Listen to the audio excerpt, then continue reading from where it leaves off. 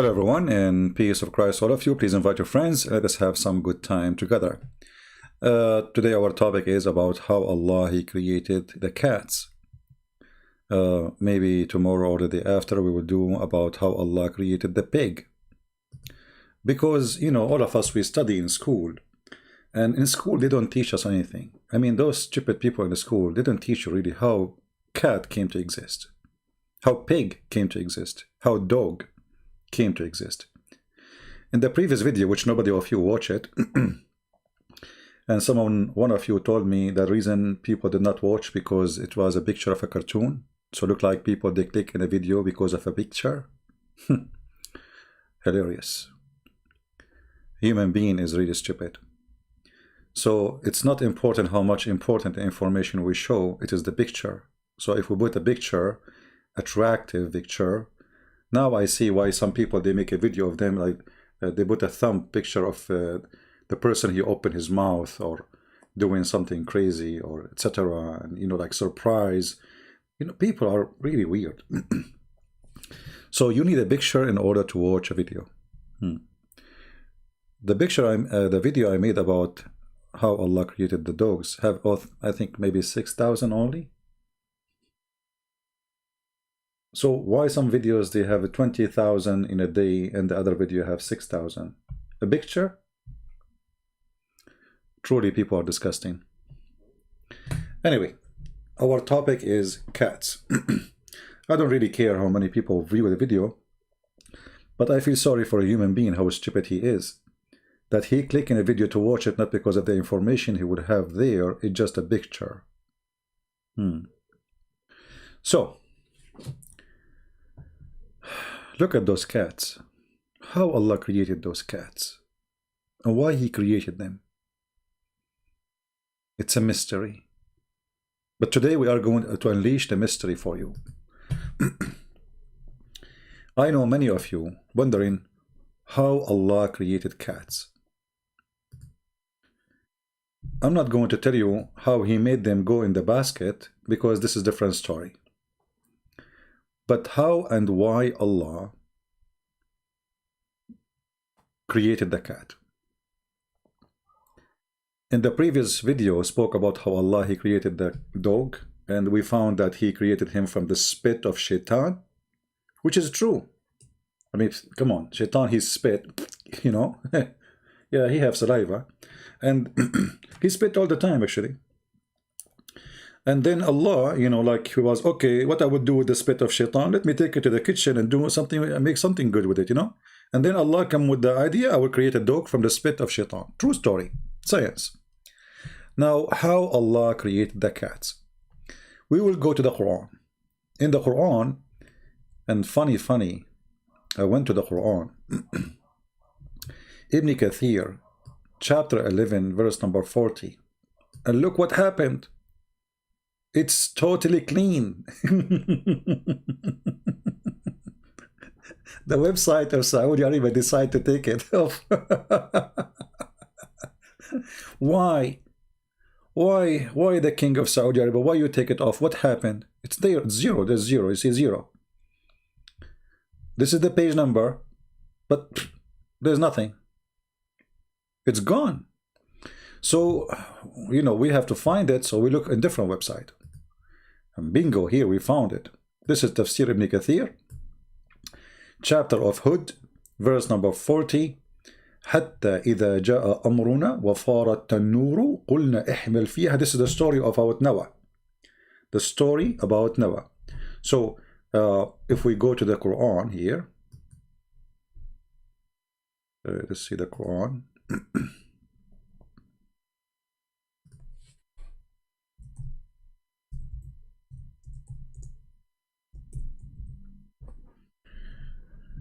Chapter 11, verse number 40.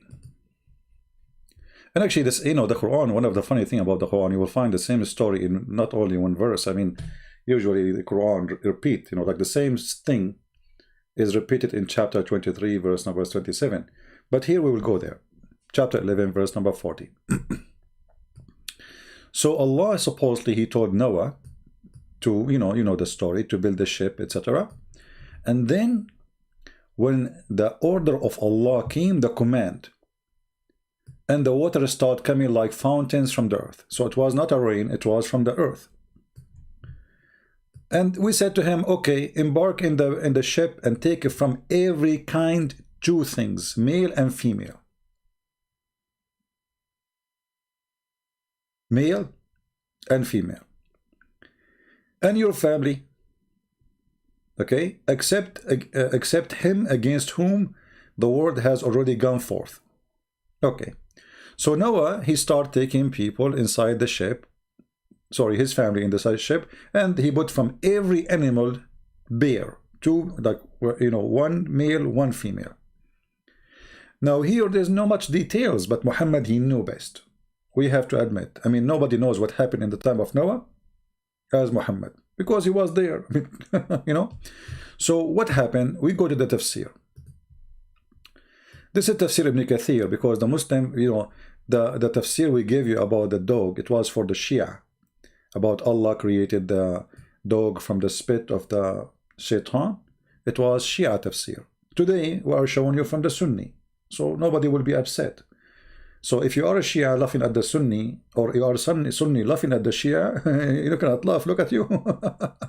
So this is Ibn Kathir, and he is telling us here a story which is, I find it a very amazing story, astonishing actually. How Allah created the cats. The story start, I don't know, I don't, guys, are you focusing with me? Because the story is going to start now. And I want to be sure that all of you are listening. You know, this is very important. You know, you can teach it to your kids, you know, and then when they go, you know, like they go tell their friends, their friend will be astonished by their knowledge. So just to be sure that we are in the same page, are we ready to listen to the story?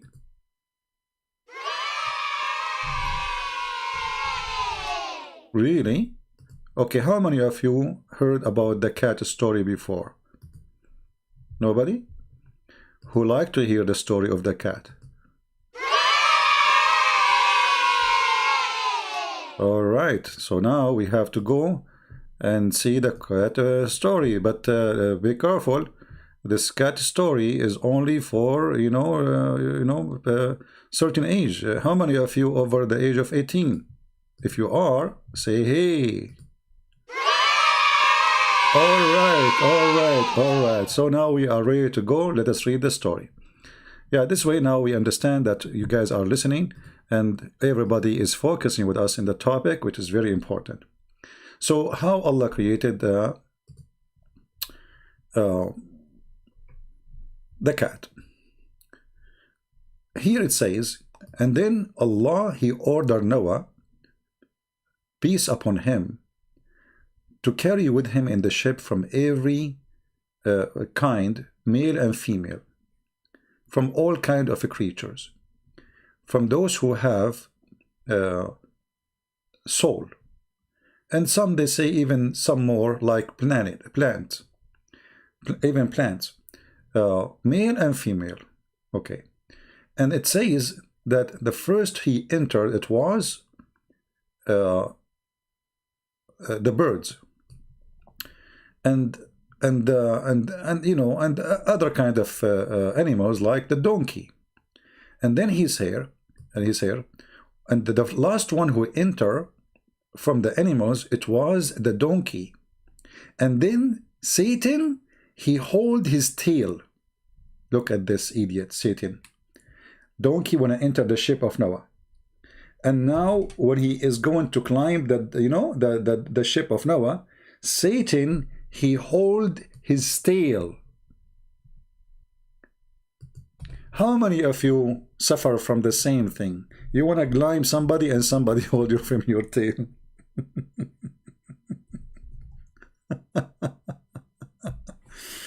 Okay, any of you had that problem before? Really? Look like all of you. So like you want to go somewhere and then Satan, he hold you from your tail? I think you're stuck with this word. You have no idea what you are talking about. Okay, then we have to say Allah knows best. I understand. So when the donkey wanted to enter the ship, Satan, he hauled from his tail, and he wanna go, like, you know, in the top, and so sorry, then the donkey wanna go up to climb, and then the Satan, he pulled him down because he's holding him from his tail. And then Noah, he said to him, you know, Noah speaking to the donkey, what's wrong with you? Shame on you. Get up and come, because Noah, he cannot see the Satan. Noah, okay, Noah, he cannot see the Satan. So, like, you know, Satan, he is invisible. Yeah, you know. It's a good story for your age. I know. Maybe you are too old for it, actually. Yeah. So Noah, he starts saying to the donkey, what's wrong with you? Come in the ship. And the donkey, like you don't know that there's Noah, he cannot see the Shaitan, that he's holding him from his tail. He cannot get up. And then it says, and he tried to get up and he could not. And then he said to him, get in, even if Shaitan is with you. And then Shaitan, he entered the ship. So now Muhammad is trying to explain to us how Shaitan was saved from the flood of Noah.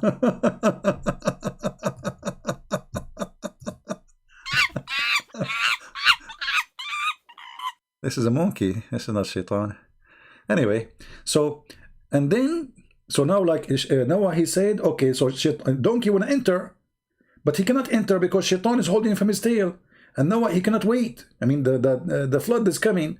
So Noah, he said to the donkey, listen, get in even if Shaitan is holding your tail. Get in with him. And this is how Satan was saved from the flood of Noah.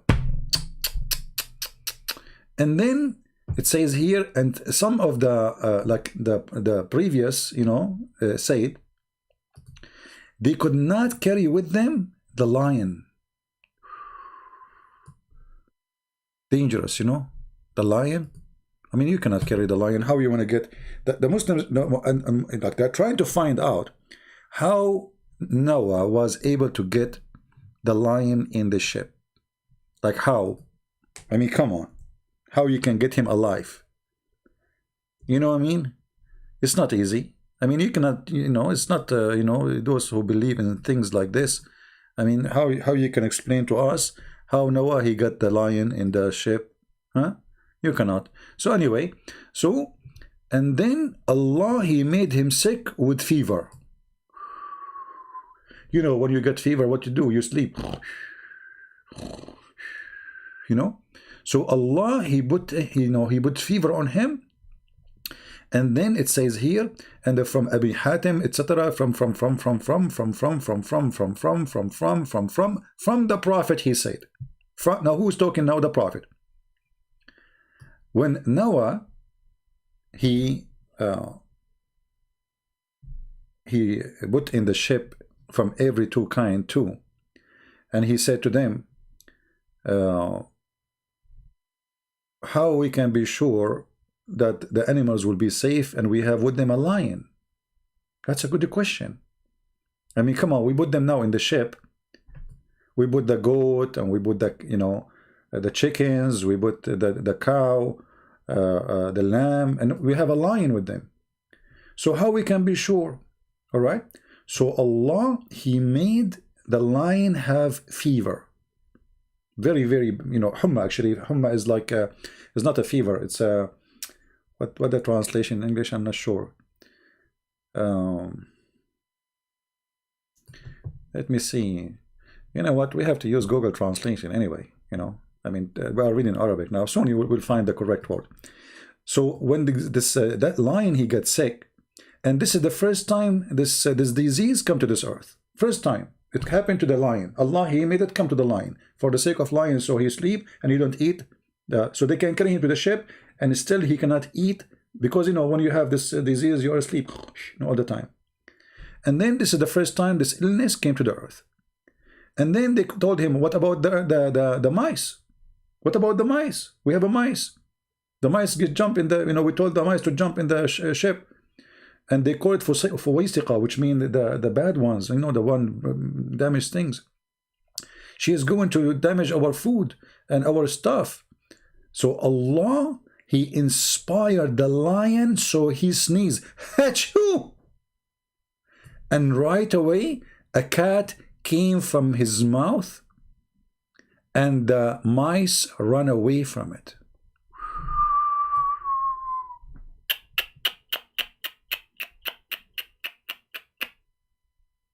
Now it's time to translate this page into English, because I was translating to you, I mean, doing my best translation, but we can use Google.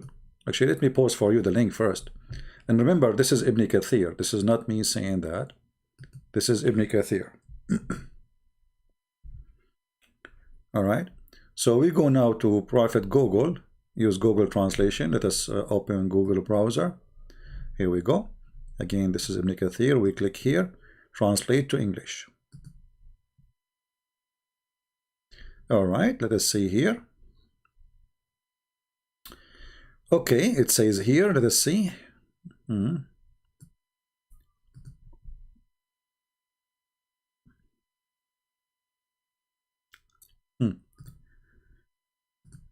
last one who entered, the last animal who entered the ship, it was the donkey. And the donkey, he hauled him from his tail. Translation is not really good. So he cannot rise to climb the ship. Okay, I mean, translation is really bad. So Noah started telling him, to the donkey, come on, enter, you know, but he cannot enter. And then he said, come enter the ship, even if the donkey with you, you know, I mean, even if the Satan with you. I mean, translation is really horrible in this part. You see, it's like it's ruined, you know, the whole thing is gone. Yeah.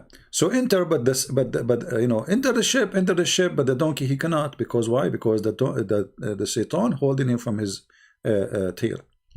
And then some they mentioned that they was not able to carry the lion with them until a fever was thrown on him. And Ibn Hatim told us from his father, from etc., from the messenger. So Muhammad now said this story. When Noah was ordered to carry in the ship, like the animals, carry from everything, two, male and female, his companion said, how can we have a cattle and we have a lion secured? Again, we are correcting the translation because translation is horrible. So how we can have a lion? I mean, we have a lion and we have a chicken next to it. We have a lion and we have a goat. So now what we will do? So Allah, He made the fever hit the you know, the lion, so he sleep, you know, all the time. So this is the first time the fever came and landed in the earth. Allah, He sent it just for the sake of Noah, because He want the lion to be sick. This is the first time a fever came to the earth. Before that, there was no fever. You know, there was like a headache only. You know, after that there's a fever. And then they said to him, okay, and they complained. Then they complained about the mouse. There's a mice. They said, how, you know, what we can do with the mice? It's going to spoil our food and our stuff. Like, you know, mice can even eat your t-shirt, you know, like, you know, nice t-shirt, you know, it's eat it, you know, like, or the hat, you know, like, you know, if you are a person who like have a nice clothing, and you know, and the mice, they will eat it, you know. So they will eat our stuff, and they will spoil our food and our stuff. Okay. And then Allah, He inspired the lion, and then he sneezed, and the pussycat came out.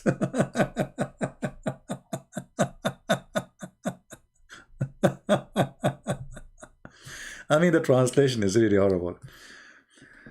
I think the translation is horrible because the Arabic text have the tashkil in it. You know, I think if you have we have it. You see those things in the top.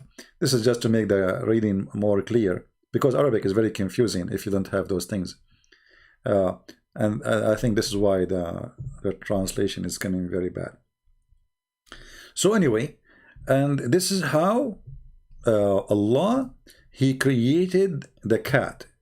He made the lion sneeze, and from the sneeze of the lion opened his mouth, Hachu, and then a cat came out. Anyone don't believe in the story, and he is a Muslim. Be honest. If you are a Muslim, and you are listening, and as you see, this is Ibn Kathir, we give you the link. This is your Muslim website. This is Ibn Kathir. This is chapter 11, verse number 40. All right? Any Muslim is not agreeing with the way your prophet, he said that Allah inspired the lion to sneeze, and then the lion, I mean, look how Allah, he finds solution. Amazing solution. I mean, like now we have a problem. We have a lion. The lion, we solve his problem because he's sick. He cannot go around and eat the goat and etc. Okay. What about the mice? Been dangerous, you know, mice. And you put 2 mice, male and female, in the ship. After 24 hours, you will have 40 miles. You know, they have a lot of babies right away. Boom, boom, boom. You know. So what we will do? So Allah, he found a solution. He made the lion sneeze. And right away, immediately, brother, immediately, a ready cat is not like born, it's just ready, like it's not like small one, big one came from his mouth. And actually, if you think about it, that explains why the lion looked like a cat. I mean, look at it. I never thought about it this way. Obviously, it is the lion who sneezed. This is a true story. It must be, because cats and lion, they look the same. Yeah, actually, just to show you the corruption of Islamic translation. This is Ibn Kathir for the same chapter 11, verse number 40 in English. Where is the story? Go check it out. It's not there. Here we go. Let me give you the link. They took it off. They took it off. I mean, they claim that this is a translation of Ibn Kathir. All those things we just read, they are gone. Where is the cat, and where is the rat, and where is the lion? Where is, no, you know. And look what they did. Here he copy and he stop here. Look, it says, and the last animal to enter was the donkey. Okay, what is the rest of the story? We saw this part in the Arabic page. The last animal to enter was the donkey. So what is the part where it says Shaitan, he hold him from his tail?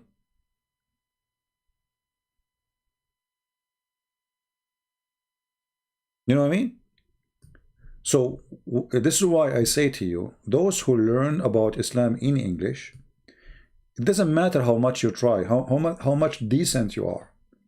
As long you are not reading from a decent book, you will not have decent information. Let us say, forget about being a Muslim. Let us say you are a Christian, and you want to refute a Muslim. And then the Muslim, he give you this, and he said, a Christian prince is lying. Where is the story? Read it. All what he is saying, this is Ibn Kathir. This is Ibn Kathir, this is their Muslim website. They took it off. This is Ibn Kathir too. So why the story here is way longer? Look how long the long page. It's gone. It is totally gone. All the story is gone. Why? Because they don't want you to see how stupid this religion is. They don't want the Muslim to see. They don't want, I mean, it's too late to say you don't want the Muslim who speak Arabic, because the book is in Arabic already, so they have it. But what about if you are a Muslim from Malaysia, Indonesia, China, whatever, you know? And you have to read in different language because simply you don't speak Arabic. So what we do, we cut all stories, which is stupid stories, obviously making Muhammad look like a fool, and we take it off. When Muhammad, he said here that the messenger of Allah said, remember carefully, the one who said that is the messenger of Allah. The messenger of Allah said, Read carefully. Let us go back. Let us zoom in.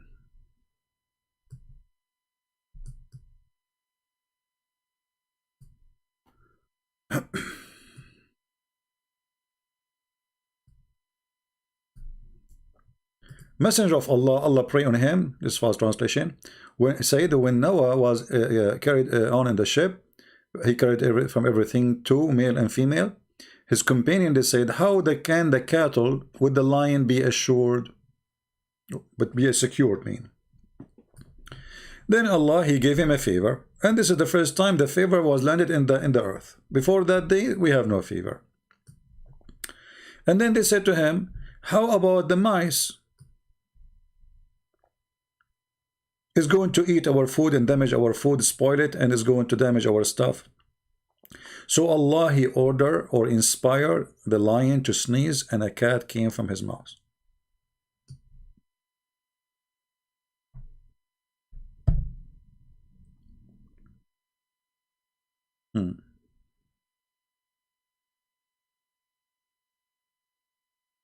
Any Muslim have a comment?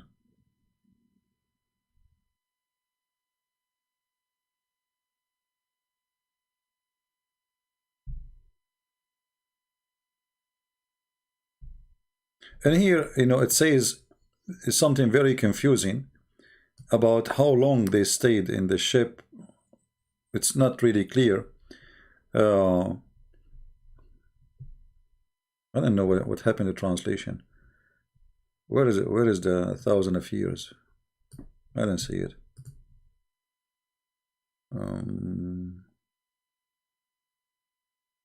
Yeah, for some reason Google messed up. Let me see if I can find the page, the same thing in different. As I said, I think the reason this is messed up because, let us see here, this page. Okay, give me a second. We open different website. This is Shia library, but still the book is a Sunni book. You know, it's a Shia library, yes. But this book is a Sunni book. Let us see, give me a second. I know the screen is off, don't worry. Let's go here. Okay.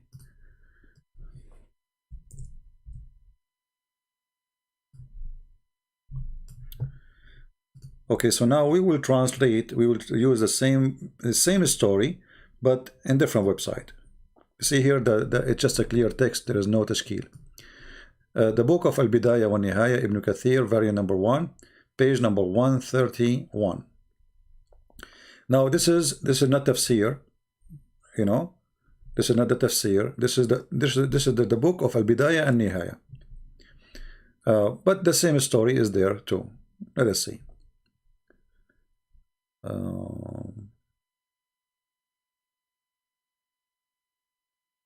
Let us see if we can find it. Okay.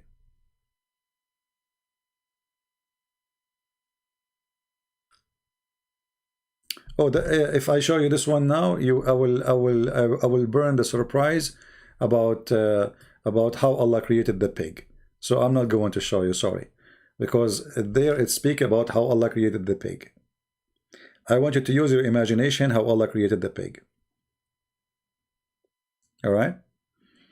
Anyway, it's the same story, but this one we will show you next time we go live on air, because in the same story it says how Allah created the pig in the same page. Any Muslim agree about his prophet about Allah created the cat because there was a mice? And actually this is it's not Allah who created the cat. I mean, the lion, he sneezed and the cat came out. Any Muslim?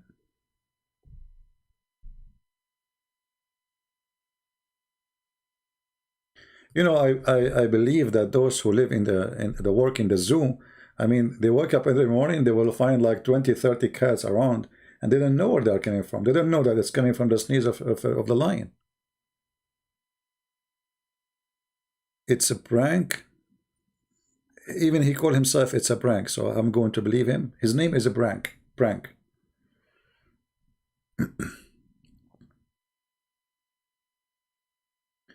Any Muslim have a comment?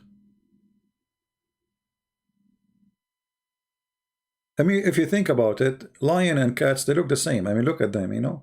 So they're the big size, small size. So it makes sense. I mean, the lion sneeze, and then the cat came from his sneeze. So like, okay, you know, yeah, okay. Make a lot of sense.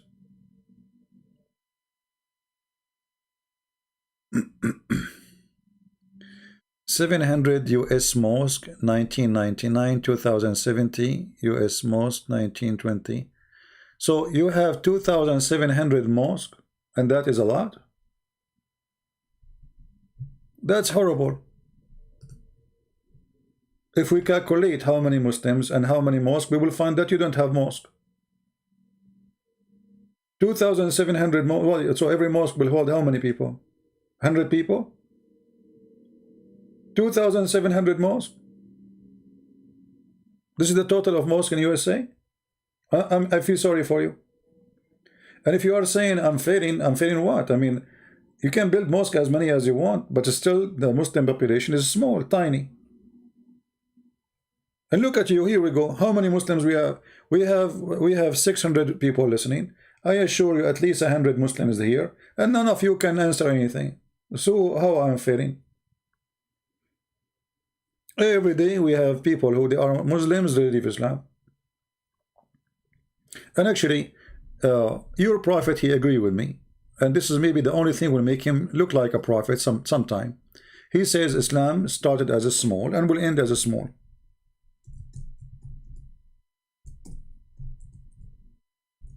Oops, we are typing in English, as usual.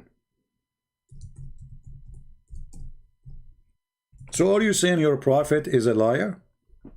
Here we go. You're a prophet saying Islam will die. Islam will die.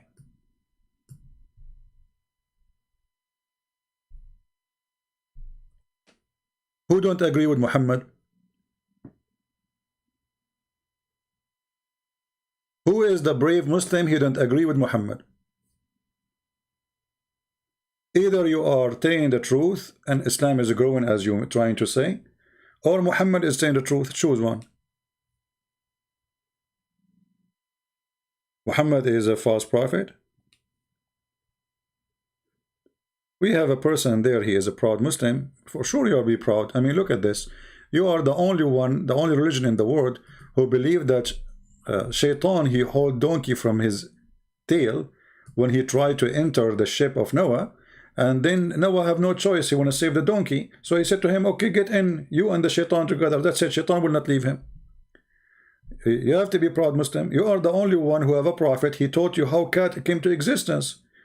Lion, he sneezed, and then a cat came from his mouth. So you have to be you have to be proud Muslim. You know, you have to be. If I am you, I will be so proud to the point I cannot even look at the ground. I will be looking at the sky all the time.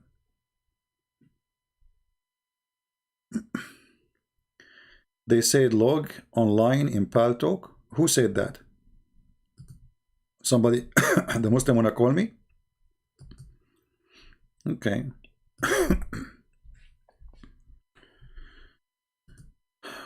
Well, I don't think, we open our Paltalk, we get nothing but kids. And if you are a Christian and you text me, I will block you right away, just to let you know.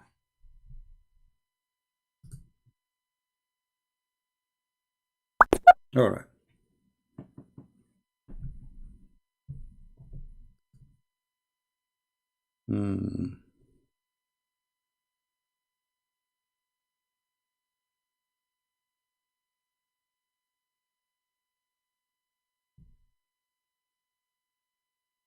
All right.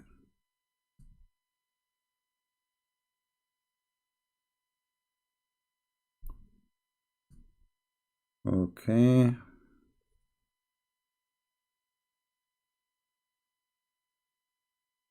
I don't know if this person he sent me a text, but he's saying he's agnostic.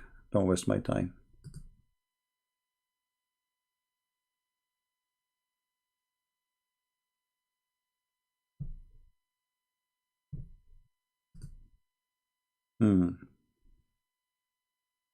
Somebody, a girl, she is saying that she have a boyfriend, he's a Muslim. I mean, you can be Christian and you have a boyfriend and he is a Muslim.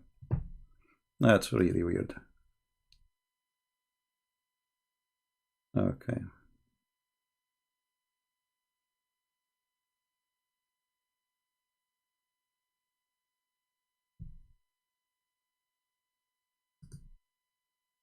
I'm just blocking names because I just getting no sense text.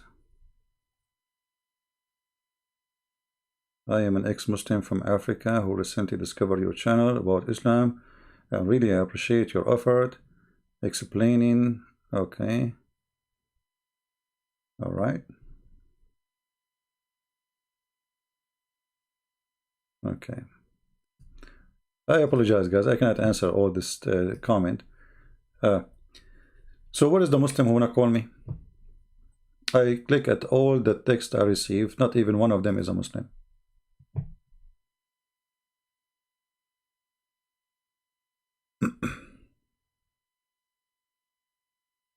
What is the Muslims?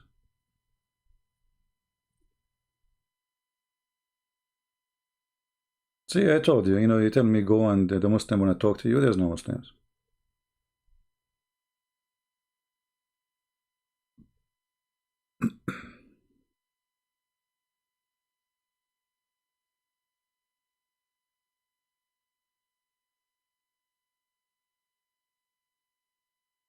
My friend, it doesn't matter really, ex-Muslim rising, not rising, this is not my business. My business is to share the truth, and if you are a stupid, you want to believe in this God, this is your business. Very simple. I mean, who cares? For me, I laugh. People, they can do stupid things. I mean, this is true, but what's my business? For me, I have to share the truth with you, whatever it is. And what you do after that, this is your business. So who believe, who don't believe, I mean, this is silly, it's a stupid religion. If you are a stupid person, okay, good for you. As long as you are happy, what I can say, But obviously, this story doesn't fit even with someone who is 5 years old. You have to have a brain of 5, even 5 years old will not believe it.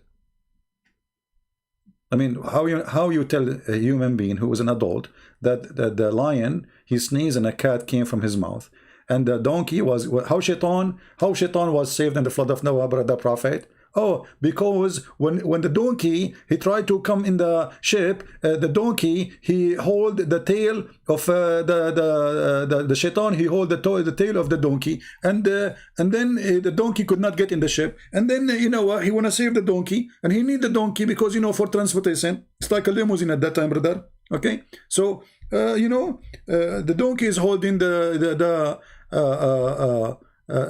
Shaitan holding the donkey from his tail, and put yourself in the shoes of Noah. What you can do? Huh? What you can do? You want to save the donkey from the flood, and the Shaitan is holding him from his tail. So what do you do? So Noah, he have no solution except to say, okay, you get in, even if the donkey is a Shaitan holding your tail. The true story. We have to seek a high intellect discussion here. So if I show you this story and Muhammad say this story, and then you say I believe in it, okay, I mean, what I can say, no comment. No comment, that's it, I mean, the Prophet said so. Who can discuss that? Do you dare? That's it. The Prophet said how Shaitan was saved from the flood of Noah, because he held the donkey from his tail, and the donkey want to get in the ship, but he cannot, because the Shaitan, he was holding him and put his feet in the floor. Donkey, he pushed to go in the ship, but he holding him from. Now I know why look at this donkey. Look how tall his tail. Look. And I wonder why Shaitan, he hold the donkey from his tail, not the horse. I mean, why you stuck with that? Huh? So if a Muslim want to say to me, I believe in this, okay, you believe in it, what I can say, you know, this is your choice, my friend. In China, they say he left as a donkey, never come back as a horse. You know what I mean? He left as a donkey, he never come back as a horse. You cannot make a donkey a horse. So even if you show all the evidence in the world, even if you show them how stupid it is, even if everybody laughing at it, still you cannot make a donkey a horse.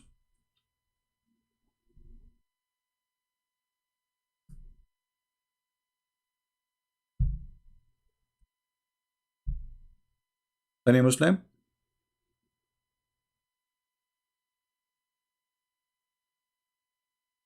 And Shaitan, you know, and you know, the story about the lion sneezing and the cat coming from his mouth. You know, let us say I'm a Muslim now, I'm a refuted Christian prince. What I will say, this hadith is da'if. This hadith, brother, is da'if. It's da'if, brother, it's da'if. It's da'if. That's it, we know it.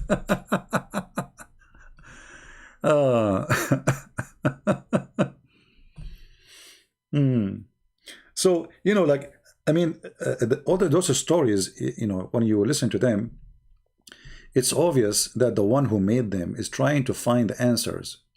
You know, okay, so Shaitan, a flood of Noah. Okay, flood of Noah happened. Okay, how Shaitan, he got saved from the flood? Do we know how to swim? Huh? So they have to come with an answer.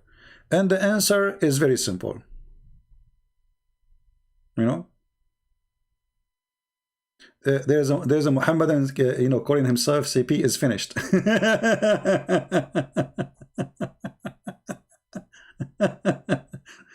Well, change your name before you call me Potato. Change your name. It's a shame on you, actually. To call yourself CP is finished. That's you. That's your name. It's not me. I am not CP is finished. It's you.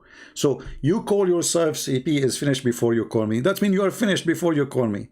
Give yourself a name of a man, you coward. Any Muhammadan?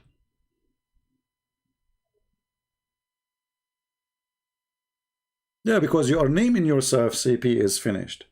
This is not my name. So now I say to you CP is finished. This is your name. So why I want to talk to you? You are finished already before you talk to me.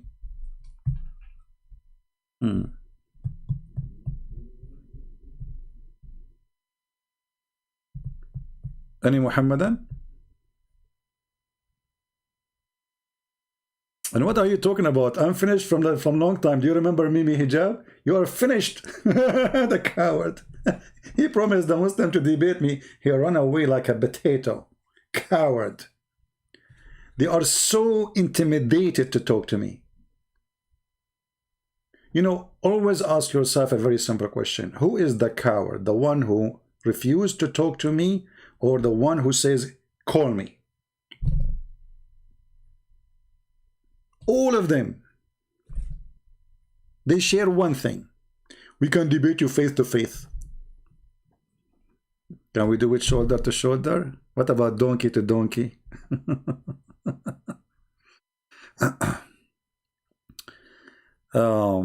So do we have any Muslim have any comment about the story? How Allah created the cat? And how Allah saved Shaitan? So if not the donkey, Shaitan will be dead.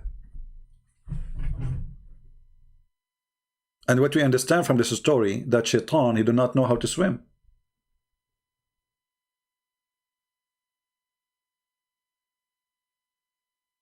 Huh? So what? He hold the tail of the donkey? I mean, Prophet Muhammad, he come with an astonishing story. I mean, this must be true. Think about it. Shaitan, he do not know how to swim, and now the flood is coming. And now donkey, Noah is calling the donkey, hey, Afur, come here, come here. The donkey, and that, what happened? Why you don't? But Noah, he don't see. Shaitan is invisible, brother. So Noah, he cannot see the donkey, is suffering, trying to get in. He don't understand why he cannot get in. And look like Noah, he was able to find out that Shaitan is holding from his tail, because as you see in the hadith, it says, he told him, get in even if Shaitan is with you. He was guessing, like, what is holding him from coming? You know? And the donkey, he cannot express himself. He can only talk to the Prophet Muhammad, as you know. So, you know, the donkey is screaming, you know, like, you know, okay, I want to get in the ship, but, you know, like, don't you see, you idiot, you know, the shaitan is holding, you know, the tail, you know, and he cannot get in. And then Prophet Muhammad continues saying, okay, well, Prophet Noah, he said to him, get in even if shaitan is with you. And this is how shaitan was able to be saved from the flood of Noah. Yeah, makes sense.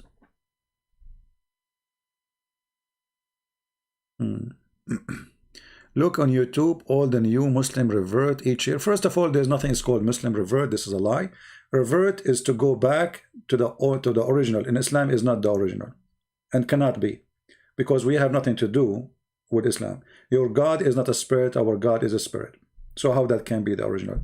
Secondly, you can look at all those who you call them convert people. They live long, you know, they make a conference in Michigan speaking about why the average of those who convert to Islam leave maximum 2 or 3 years after. Because simply you fool them. Later they, you know, they watch our videos, read our books, they see this the truth, and they leave. And then they will become enemy to Islam. Not only they leave.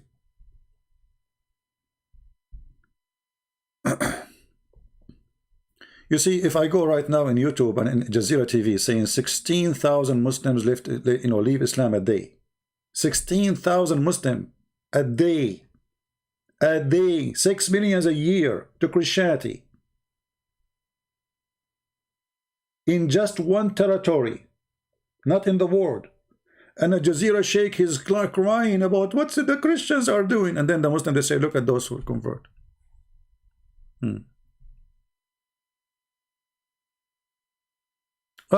Okay, here another stupid story. The Muslims, I don't know if Ruqayya is really a true Muslim or she is trolling. Probably she is trolling, you know. But let me show you what she said. Remember, in Islam, remember, Jesus, B-P-U-H, will come and break the cross. Why you did not quote the rest? He will break the cross and kill the pig.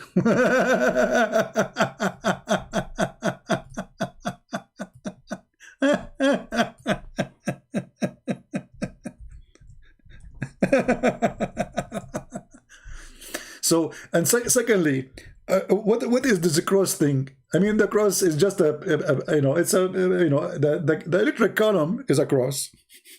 Every Muslim house have a cross. Your window have a cross.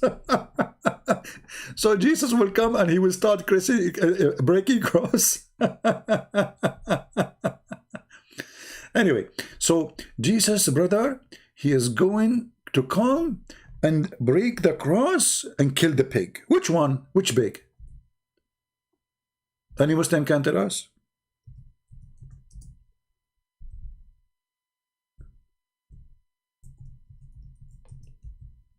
Is Muhammad serious that he is going to kill the pig?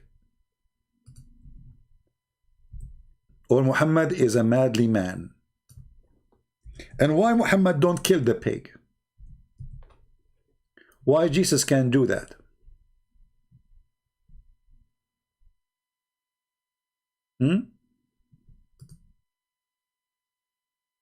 So again, by mentioning this, you just prove to us that your prophet is mentally ill. Those stories is good for kids.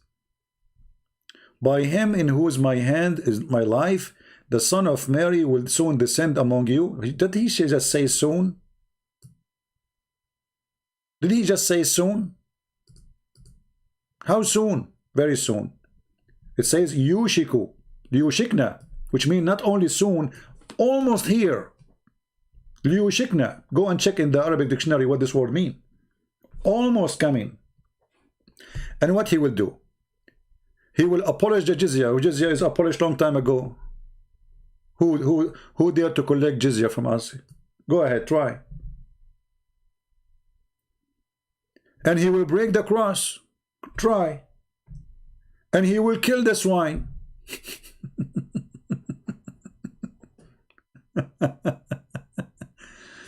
Oh boy.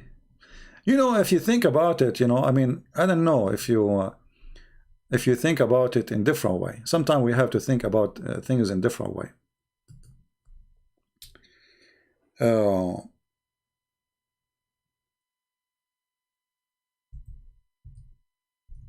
Jesus come to the earth.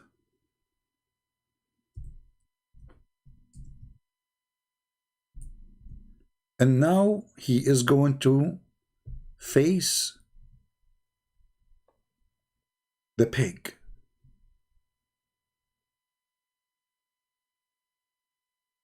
Astonishing. The pig is in one side, and Jesus is in the other side.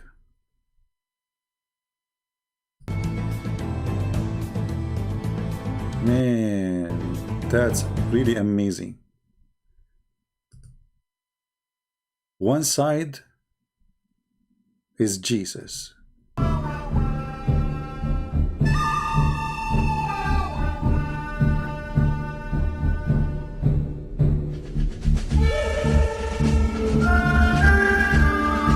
Unbelievable.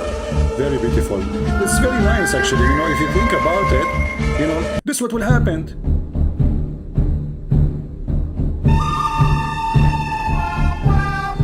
Hey, pig, are you there?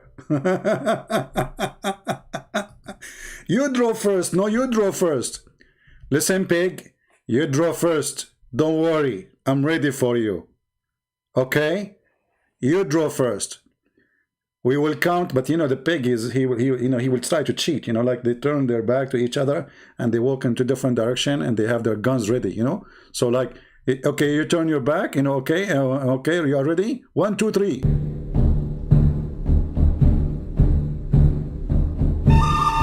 Are you ready? In my count, you shoot. 1, 2, 3. I mean, do you even have any sense of logic? There is a person who is in heaven. He will come from the seventh heaven to break the cross and then to do what? To kill the pig. What about the chicken and the pig? Which one? And why you want to kill the pig? Are you there, Ruqayya? See, you are the one who brought this to you. You are the one who mentioned the story, so we have it now on the screen. It's a joke, another mockery. This is a mockery of the mind of a human being. This is a mockery on you to believe in this. Muhammad is making fun of you. This is a prophet of God speaking, or a fairy tale storyteller.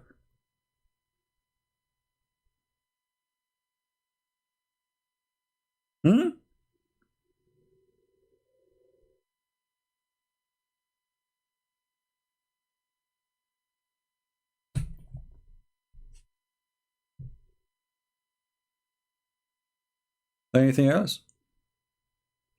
Ruqayya is Quran only? No, she don't believe in the Quran, because if we show her from the Quran, she will say, I don't believe in the Quran right now. They are liars. They don't believe in the Quran. Okay, do you believe in chapter 18, Ruqayya?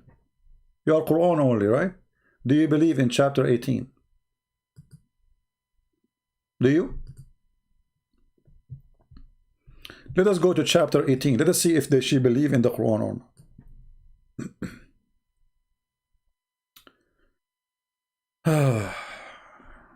Let us read together.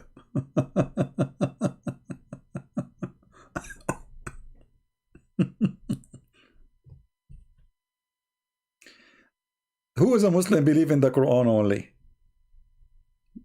In 2 seconds you will see they don't believe in it.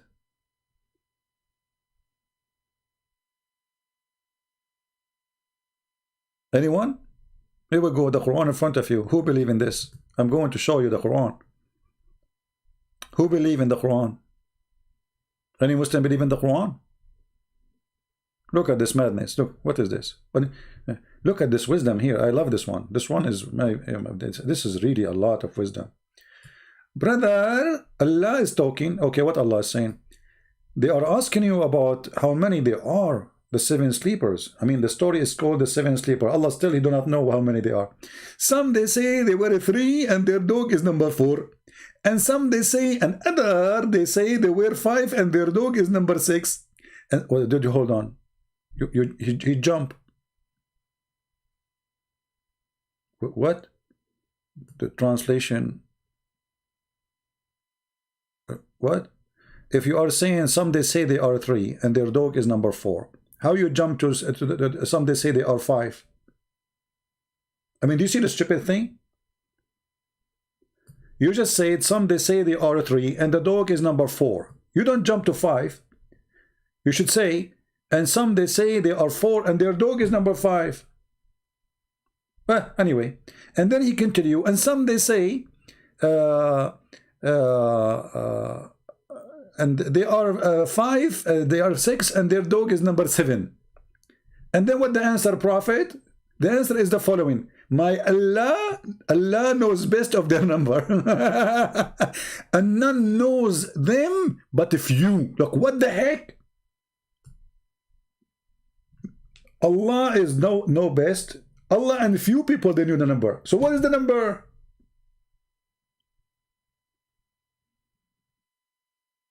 Muslims, are you there? So what is the number? I mean, what I learned from this madness, you're giving me confused now. Okay, so 3 and their dog is number 4. First of all, you didn't say 3 and their dog number 4. The dog does not be count with a human. That's stupid language. Not in Arabic, not in English. So, okay, and 4 and number 5, and 5 and the 6, and 7 and the base. What is the number? So what the point of this? Nothing. What we learn from this? Anybody can tell me what you got from this? This is a guy who do not know the number. He is trying to avoid saying the number. They ask him, okay, Muhammad, how many they are? The 7 sleepers. Muhammad, he thought about how many they are, the 7 sleepers, how many they are, the 7 sleepers. How I can know?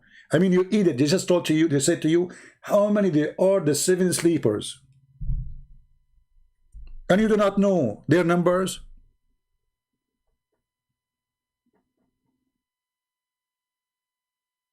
How many they are, the 7 sleepers? Some they say they are 3 and their dog is number 4. Some they say they are 5 and their dog is number 6. Some they say they are 7 and their dog is number 8. But nobody knows their number save Allah.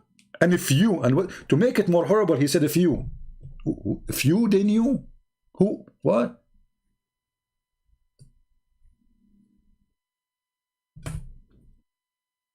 And you are telling me there's people believe in Islam. Who's going to believe in Islam? Watch my video, you will leave Islam after 5 seconds. Go and see what's happening in Indonesia and Malaysia because of my books and my videos.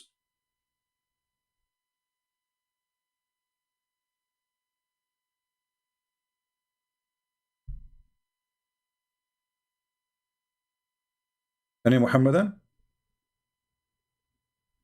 What is this? And then a flying carpet, and then the ant story, and what? All of this is in the, yes, chapter 18 is the chapter of magic, where everything can happen, and none of it make any sense, even for kids.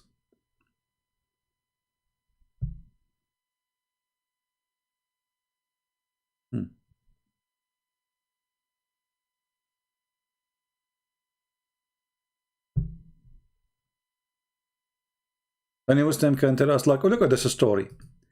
Allah, he said to the angel, bow to Adam. Okay, what the story here have to do with the rest? Read the verses before it, read the verses after it. There's no connection.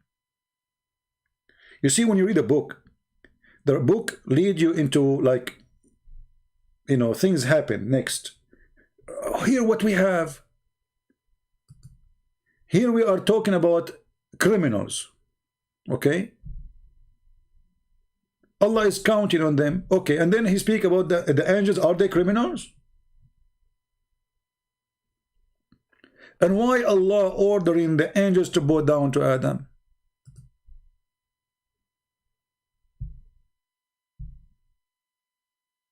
Yeah, you are fast, you know, fast-growing people. You know, Ruqayya, you remind me of the fast-growing penis, where your prophet, he said, or the story said, that when your prophet, he saw Zainab and he wanted to have sex with her, each time her husband tried to sleep with her, Allah make his penis swell.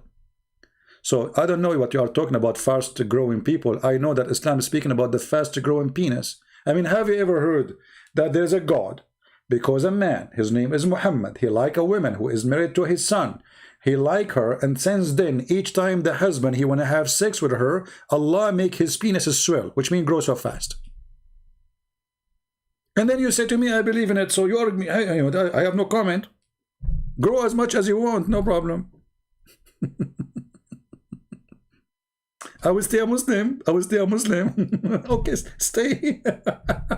Stay a Muslim. I mean, who's holding you? And then, I mean, we don't want to be all over the place. And remember when Moses said to his boy, you are finished, boy. I will not give up traveling until reach the junctions of the two sea. You know, the stupid translator, he's trying to find out what this stupid book is saying. So he said the junctions of the two sea. But where is the two seas? This is the area, the country is called Bahrain right now. Check it out in the map. There's no two seas there. Where is the two seas? So Moses, he went there because Allah, he told him, go and learn. Okay, how we can understand this story? Who want to tell me what we learn here? How God is talking, yet there's no story in the story. How here we are talking about all of this and suddenly we jump to Moses. How Moses, he jump here?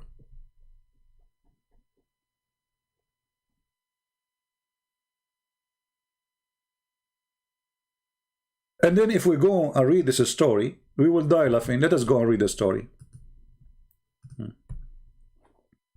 This is the story we mentioned to you, if you remember, where Allah, he told Moses, Moses, you are an idiot. There is someone he knew way more than you. His name is Al-Khadr. I will send you. So Moses says to him, oh, please Allah, send me to him because I will learn from him. Okay? I will learn from him. Let us see the hadith. And then Allah told him, okay, take with you a wheel, dead wheel, put him in a basket, and then when you lose the wheel, you will find him. True story. The Quran in front of you and the hadith explain the story. Here we go.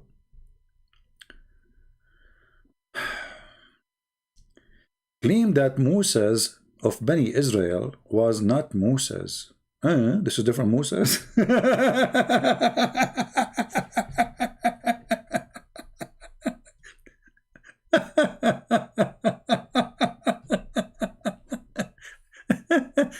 Moses of Israel is not Moses. Here we go. And then Ibn Abbas said, Allah enemy tell lies. Why? Because the Jewish guys, they said to him, this is a story about Moses. This is a lie. It's not true. This cannot be about our Moses. So Ibn Abbas, he got them busted. He said, the enemy of Allah is telling a lie. Okay? Enemy of Allah telling a lie? Yes, brother. Don't believe him. Huh? He said this is not the Moses of the Jew. No, he's a Moses, the prophet Moses. And then Allah Messenger narrated, here we go, that's it, Muhammad is talking, so everybody have to sleep now. Moses get up and deliver a sermon before Bani Israel, and he was asked, question, who is the most learned person among the people? Moses replied, humbly me, me, you know. Moses, for sure, he knew a lot, you know. He have a degree of science and political science, and you know, he was supporting Trump, you know, and he switched to Democrat, and then he switched to, you know, I mean, like science, Moses. And then I am the most learned. Allah, he heard him when he said, I am the most learned. Allah get upset.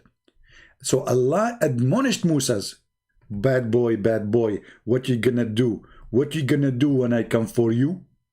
Allah said to Moses. So for he did not ascribe all the knowledge. He did not even finish high school. Moses, Moshe Habibi. Allah said that to Moses. the Moshe. And then to Allah only then the divine inspiration, yes, of our slaves in the junctions of the two seas, more learned than you.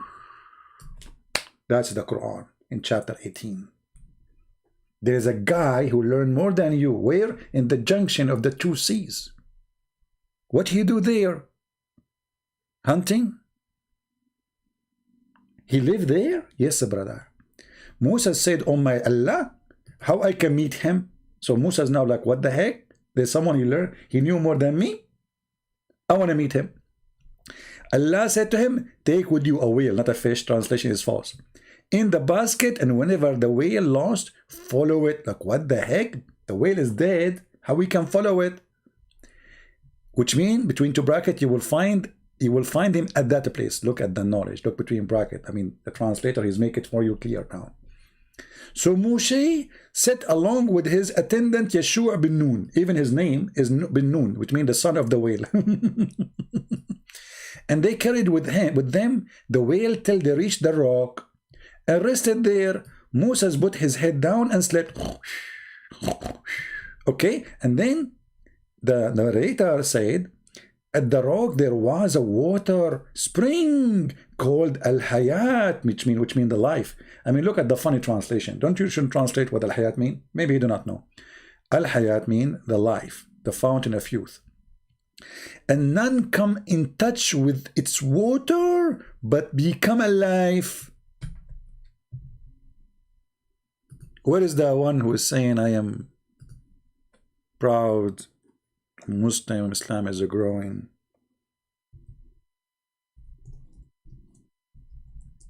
Fountain of youth. Even that one, Muhammad did not leave it alone. The fountain of youth.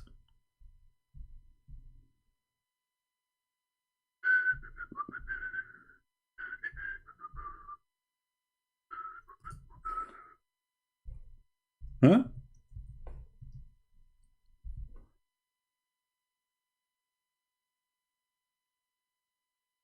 That remind me of a story.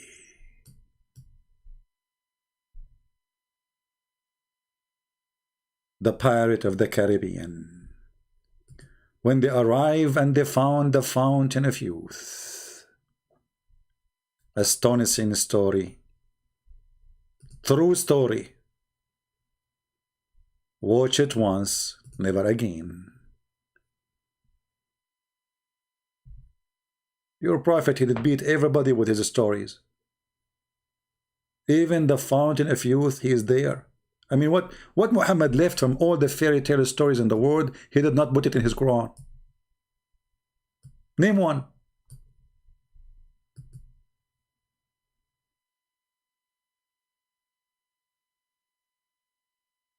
Just name one. Flying carpet, fountain of youth, flying horse, the ant, the guy died in the stick, and why nobody noticed that he is dead for a year? Because he was holding the stick, obviously. As if it is you as a man, if you die, and you are holding something that will hold you standing. I mean, what about the rest of his body? A year he's dead, and nobody noticed that the guy is dead. And then how they notice he is dead? The termite. The termite. I hate termite. Ruqya said Muta is a practice of Shia, not Sunni. No, this is Sunni. This is Quran. Don't you believe in the Quran only? This is, you see the hypocrisy. Ruqya, she said that she believed in the Quran only. But Quran say do Muta, chapter 4, verse number 24. So how that can be Quran Shia only? That means the Shia, they are better than you. They are following the true Islam. And why you are not following it no more? Why you don't follow it?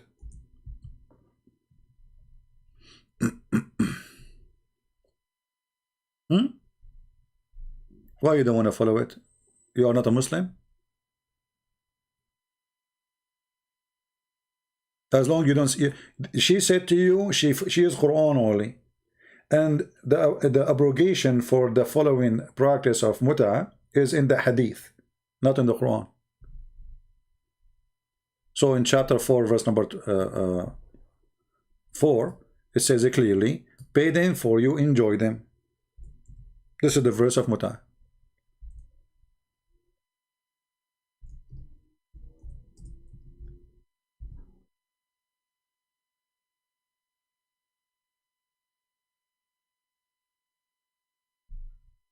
So those whom you enjoyed sexual relationship, give them some money.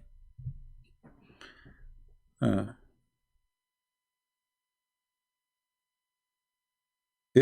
you see, Ruqya, you said you are Quran only, and in the Quran there's no single verse says it's haram. And what kind of religion? Your God, Allah, He allow it. Here we go. So if it is haram, why Allah He allow it? And where Allah He forbid it? Show me. I do not need to search Google. I know way more than your Google. I'm talking to Christian Prince. I can search Google about when it's going to be hot, when it's going to be cold, to see the weather news.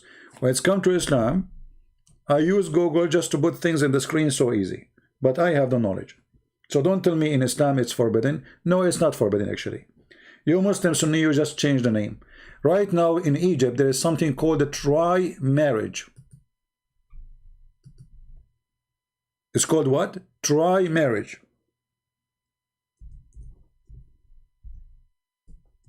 Very popular in Egypt.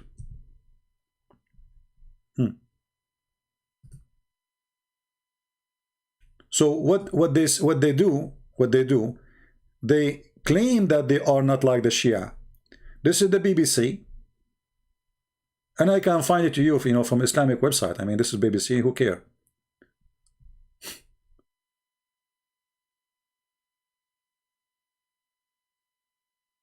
Try marriage? Yes, you try her. You sleep with her for a couple of times to see if she is good for you. If not, divorce.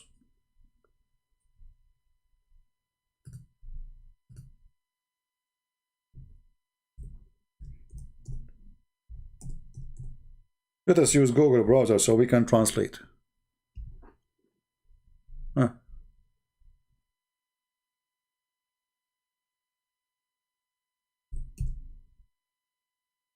Here we go. We search Prophet Google.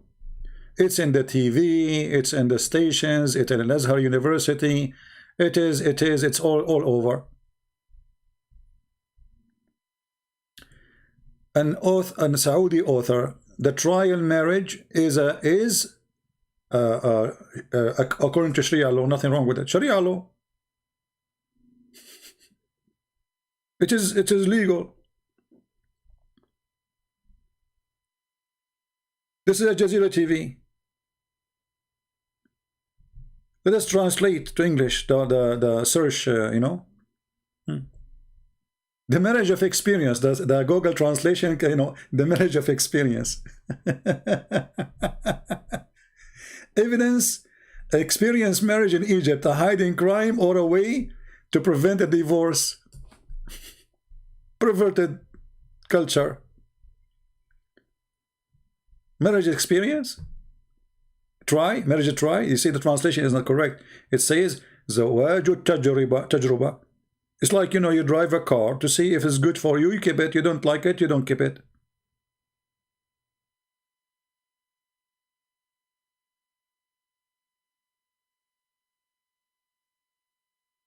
That is Islam. Trial marriage. So a Muslim man, he go to a Muslim woman, she says, should we try each other for like a week? Huh? Let us go and write a contract, boom boom contract, and we go to the hotel. If we like each other, we stay for more period. This is mut'ah? So the Sunni, they just change the names.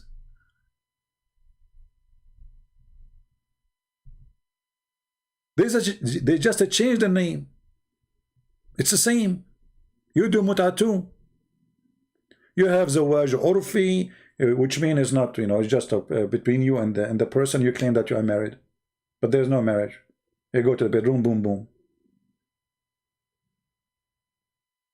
No, it's not experience marriage. It's you know, translation of Google is not correct. It is try marriage. You try. Let us try. So what we do, we go to bed, we do boom boom, and then, you know, if we like it, we expand it more. You see, this is the BBC, but I'm not going to play the video because, you know, it's have copyright. This is the BBC. What is a trial marriage? What does it solve? The divorce crisis in Egypt. Everybody is divorcing in Egypt.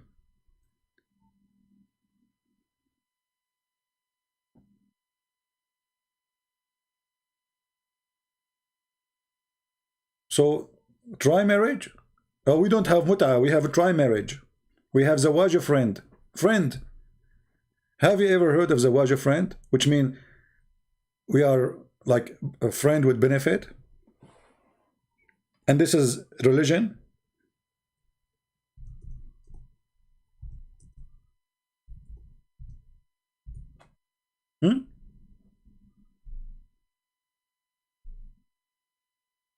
Zawaj friend. Translate to English.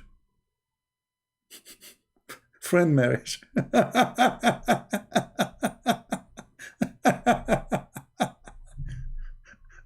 They are very conservative, my friend, and they speak about the West. They have boyfriend and girlfriend, etc. So, you know, you do way more than boyfriend and girlfriend. You get paid for it because this is money business. Women, they will get paid.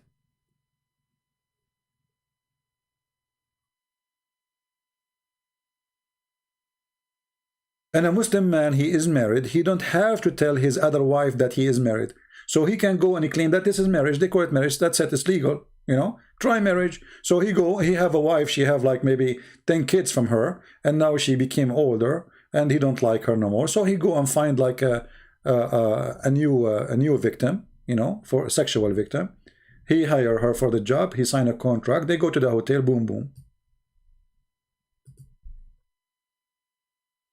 Yeah.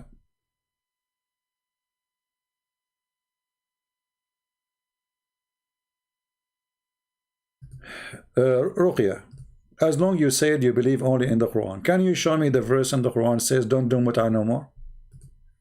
So either you have to admit that you are a liar, hypocrite, you believe in the hadith when you want, and you don't believe in the hadith when you want, or you are Quran only. So are you Quran only? If you are Quran only, show me the verse in the Quran it says don't do mut'a. Otherwise, we have a verse in the Quran says do mut'a. Show me in the Quran where Allah says don't do mut'a. Go ahead. I feel sorry for you. You are just, you know, trying to fool yourself. Trying to get out of the shame. This is a shameful religion. They speak too much about dignity and honor. We, you know, women are protected in Islam. Women in Islam is the last one to be protected. In order to make a woman protected, first you have to value the women. How you can value something you've been ordered to abuse? The Muslim, they say to you, the Prophet says, don't beat them until you break them. So beat them until what? Before we break them, we stop. He made a verse in the Quran saying, if a woman, if you fear she will disobey you, fear, she did not even disobey you yet, you can beat them.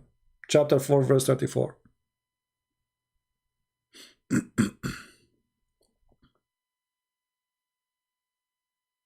Right?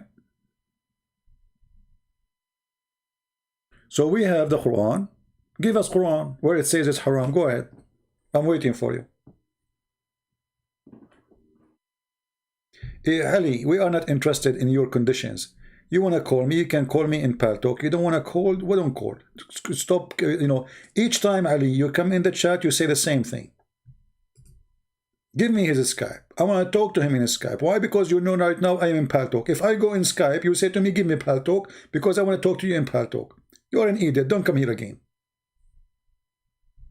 Next time you come here, bring your daddy with you. If we go to Skype, you say go in Paltalk. If we go in Paltalk, you say I call you only in Skype. I mean, does it make a difference for you? It's a program to call me. Will take you 2 seconds to download it if you don't have it.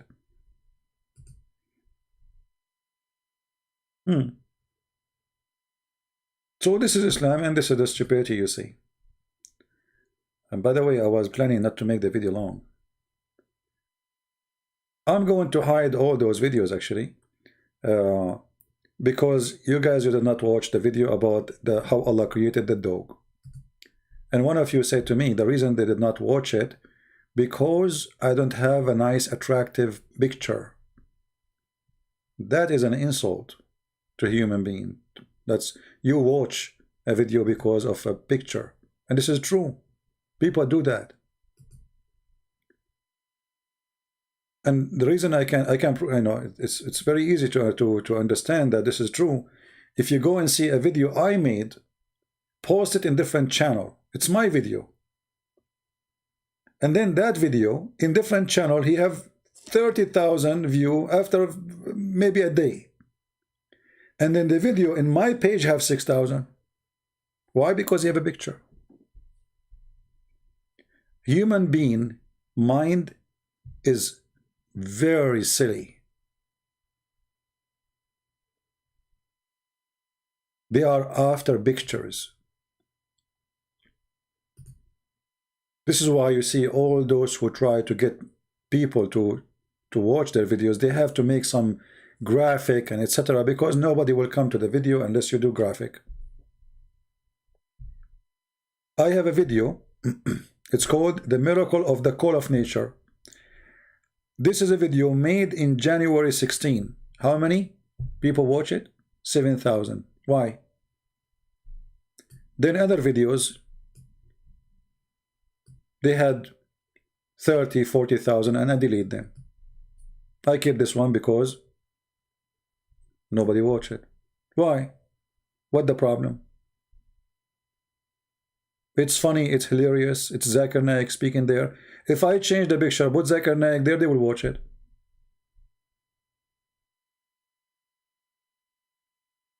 Look, this video 53,000. Why? The picture. I mean, does it make sense that a video is made in January 25th, have 53,000, and a video made in January 16? Both are made by me. What's the problem?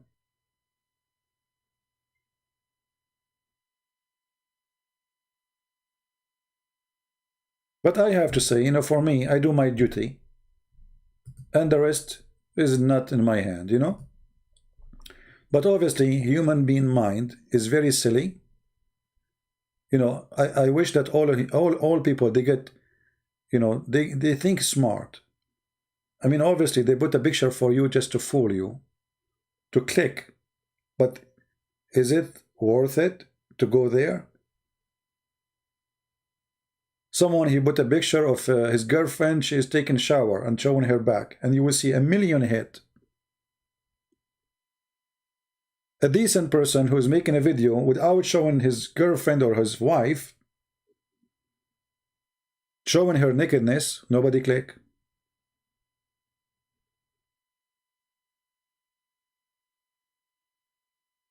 Sometimes, you know, I feel really disgusted.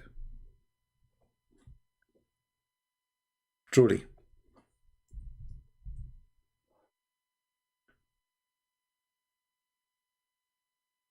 But still, I would do my duty, no matter what, even if there's only one person watch, or 100,000, or 1 million.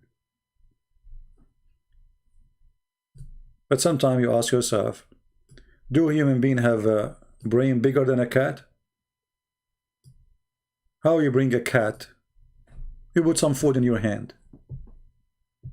Are we a bunch of cats?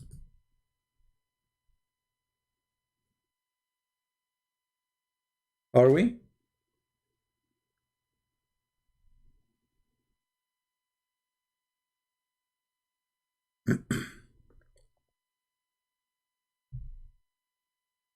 Anyway, we are very successful, but I am not going to change because the one who sent me the message saying you need to change the picture, you know. Okay, I will not do that. I don't care really. I do my duty. Who watch, who don't watch. You want to put a picture, you put it yourself. But it's very disgusting how this a human being, this creature is. You know, he clicked because of a picture, not because how important the topic and who is talking. right? Anyway, do we have any question before we go for today?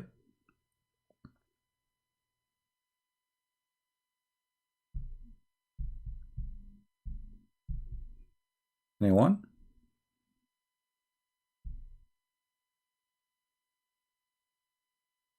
Thank you, guys.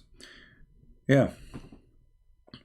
No, what I mean, like, you know, like sometimes even somebody will say to you, Christian Prince, calm down, my friend. We have passionate for what we do. This is why we are doing it. Otherwise, I will not be here. I mean, this is a topic I hate to talk about. Honestly, each time I come to the computer to go live, I mean, disgusting again. I'm going to do this again and again and again.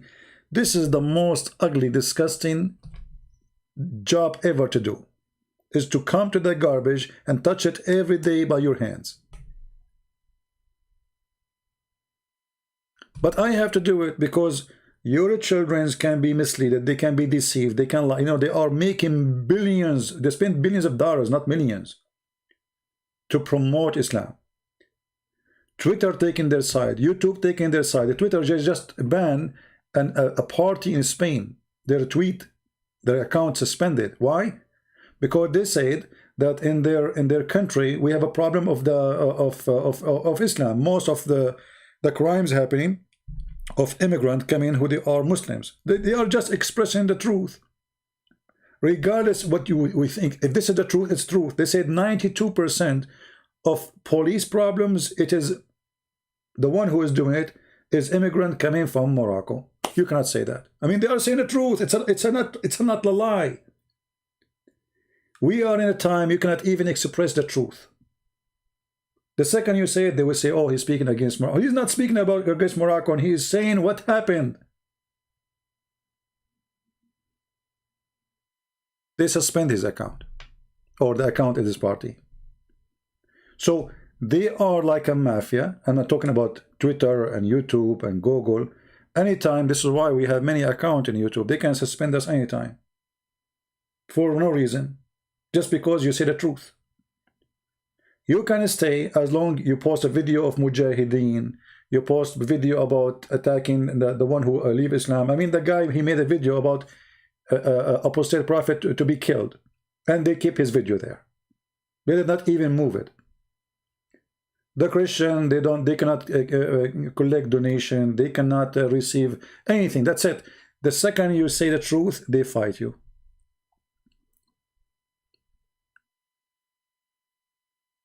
This is the mafia of the devil.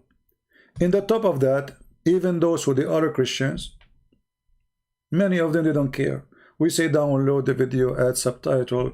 I mean, you don't speak, don't use your voice, don't show yourself, don't, etc. Do what you can do, help us, translate. Still, they don't do it. They want to watch. They want to watch, and they want to tell you what to do. Like I receive email, brother, can you speak different nicely, please? Jesus Christ, he ordered us to be kind. I mean, they school you too.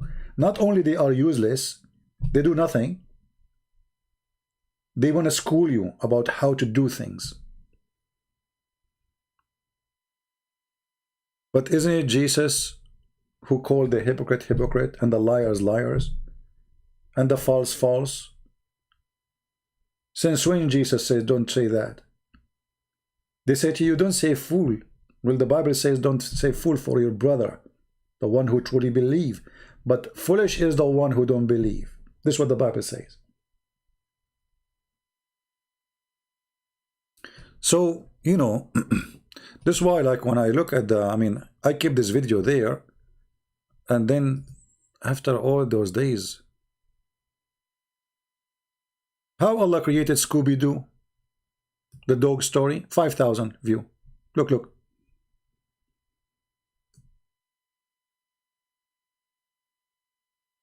5,000, and the video before it 53,000. What's wrong? The picture. The picture. The spider story, very funny story, exposing Muhammad about he is stealing a story. From where? We show you the reference. Very important story to expose Muhammad. 10,000, 50, 5, 2, 5. Why?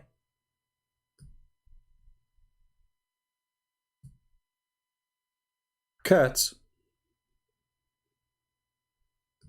People are like cats. They want to click bait picture.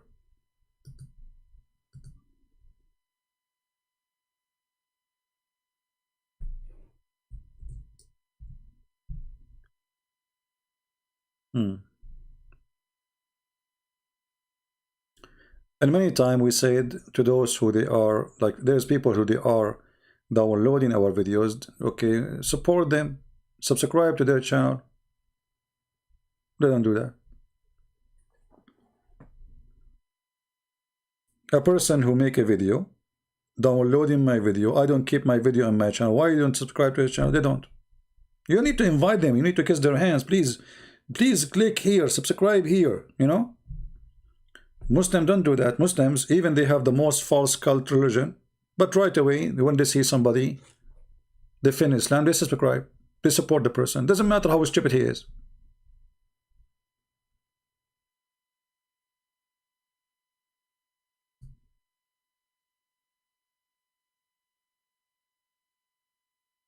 Right? Ruqayya, she have a question. Can I ask, if Islam is so evil and disgusting, how over billion believe and live in it? How we know that the billion they believe and love in it? Give them freedom. Let us see how many will be left from the billion. You see, this is true, Ruqayya. If you don't have people go after people to kill them, if really people love in it, so why you have an apostate law says if you leave Islam we will kill you, if nobody will leave anyway? So the apostate law exist because people hate it. The biggest sheikh in Islam in our time, he is the leader of the imams on the Muslim Council in the world, and he is the leader of the Muslim Brotherhood, Al-Qaradawi. He says, if not the sword, Islam is gone long time ago. To know if Islam is really true, beloved, give people freedom. Like here in USA, who want to be a Christian, can be Christian. Who want to be atheist, he can be atheist. He want to be a gay, he can be a gay. But if you have a government, a religion, who force everybody to be from one color, then there's no other colors. And that make it clear that Islam is a fake cult. Freedom is missing. And you are saying to me we are decent people. I'm not talking about the people, but Islam, how you can be, okay, you are decent people, but you just see that you Muslim, you practice trial marriage, mut'a marriage, zawaj of friend, renting women for one night stand, but you call yourself decent. Okay, this is decent for you. Having sex with the children, this is decent. We are decent people. This is what you see yourself. What I can say. Muhammad is a decent man. According to you, he have sex with 6 years old girl.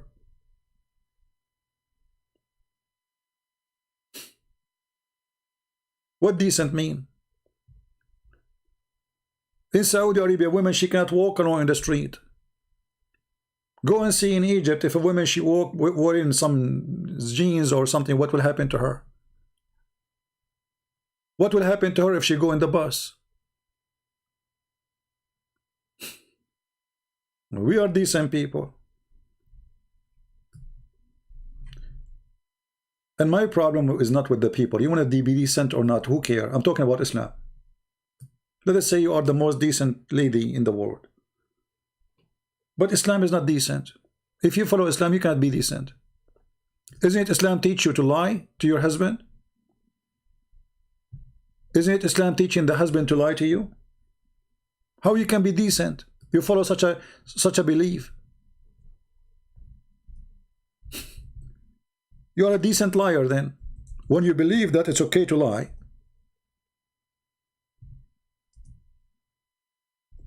Muhammad, he said, it's, you know, it's licensed to lie in three. Three. To fix between people, fix problem with people. So you fix problem by lying. And in war, and a woman is speaking to her husband and a husband is speaking to his wife. So when you sit with your husband who is a decent, and your husband is speaking to you and you are decent too, so both of you start lying to each other.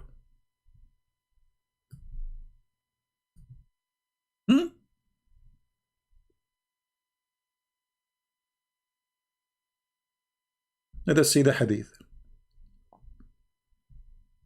Here we go. This is decency.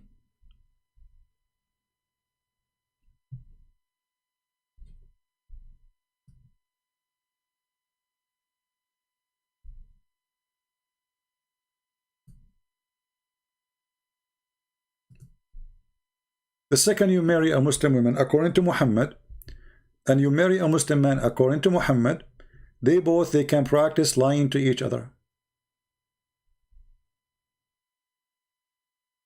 This is decency.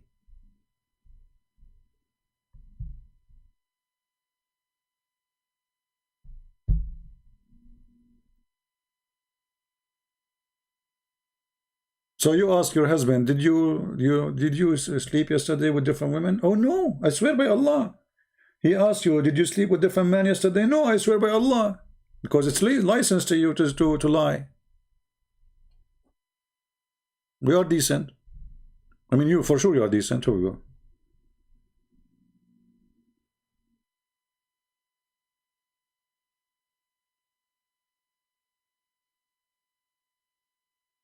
Actually, always, you know, those who claim to be decent, I'm not talking about all Muslims. I mean, there is for sure there's decent people between you know, a lot of decent people. Why not? But Islam is not a decent religion. And the second you follow Islam by the letter, you are not decent no more. If you follow Islam, and you will find right away that the decent Muslim is the one who don't follow Islam no more. He's a Muslim by name. And all of them, they are Muslim by name. All the Muslims are Muslim by names. There's no Muslims.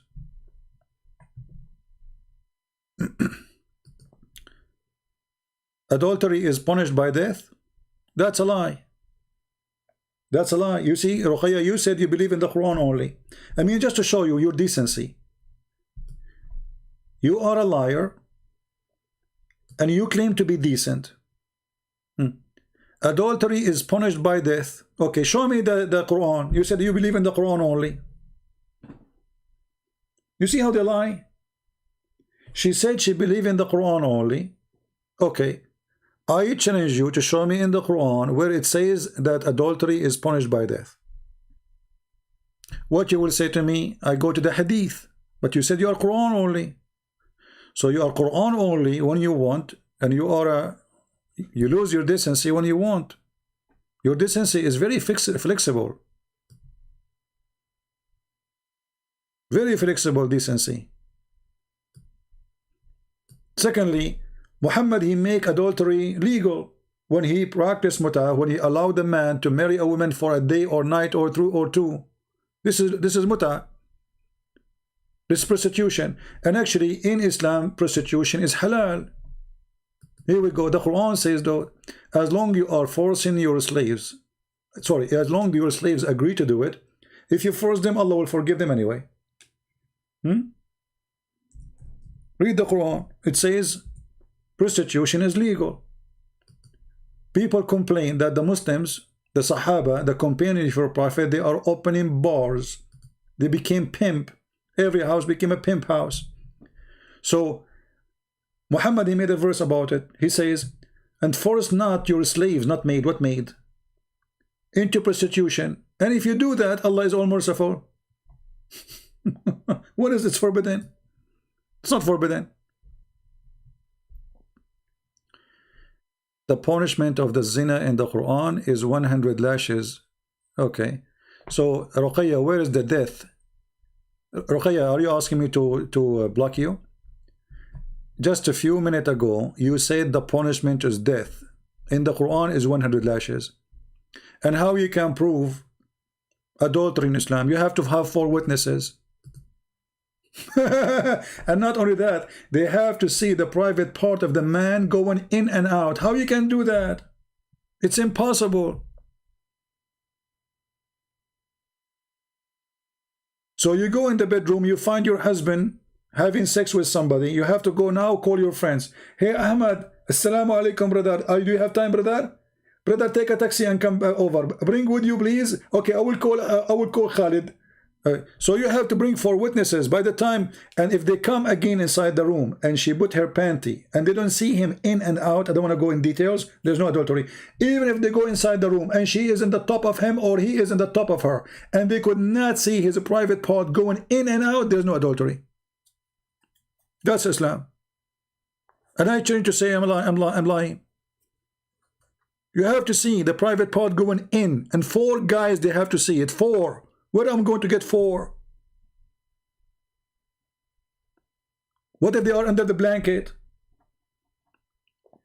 There's a hadith about a guy. He came to the caliphate and he said to him, I saw her legs around his head like the ear of a donkey. I mean, what do you want more? Her head, her legs is around his head. He's on the top of her. He said, did you see him going in? No. He did beat the guy. The caliphate, he did beat him. Because there's no proof. I mean, look, what? The woman's legs around his neck. And he is in the top of it and they are doing it. The caliphate said, did you see his penis going in? He said, no. Beat him. They start beating him, the guy. And you say to me, in Islam we punish adultery. It's impossible to punish adultery in Islam.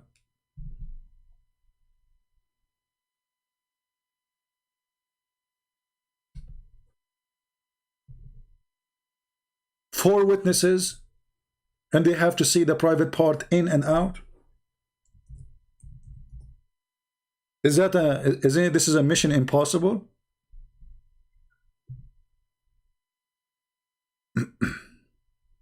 Here we go. Chapter 4, verse number 15.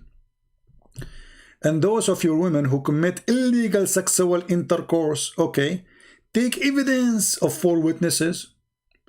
Then you go and see how 4 witnesses, like what? They see them in the room alone, naked, on the top of each other. No.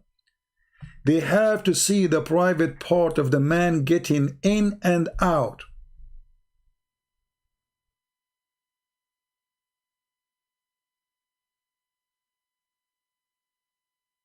Ruqayya, are you trolling me? If Islam is okay, CP, last question. You know, Ruqayya, I think she is cleaning her teeth, and those questions are coming from between her teeth. I think she ate something hard, meat not cooked very well. So one last question: if Islam is so evil, why the angel Jibreel chose Muhammad? What Jibreel? What stupid? Are you stupid or what? What Jibreel? Did you see Jibreel coming to Muhammad? Why Jibreel? Even his name is wrong. There's nothing is called Jibreel. Muhammad, he could not even quote the name of Gabriel correctly. He called him Jibreel. And do you know how Muhammad, he found out that this is Jibreel? Do you know? The legs of his wife and her boobs. He told his wife, Khadija, this is the beginning of his life as a prophet, I am seeing someone, he come in the corner of the room. Okay. But I'm not sure if he is he's an angel or shaitan. What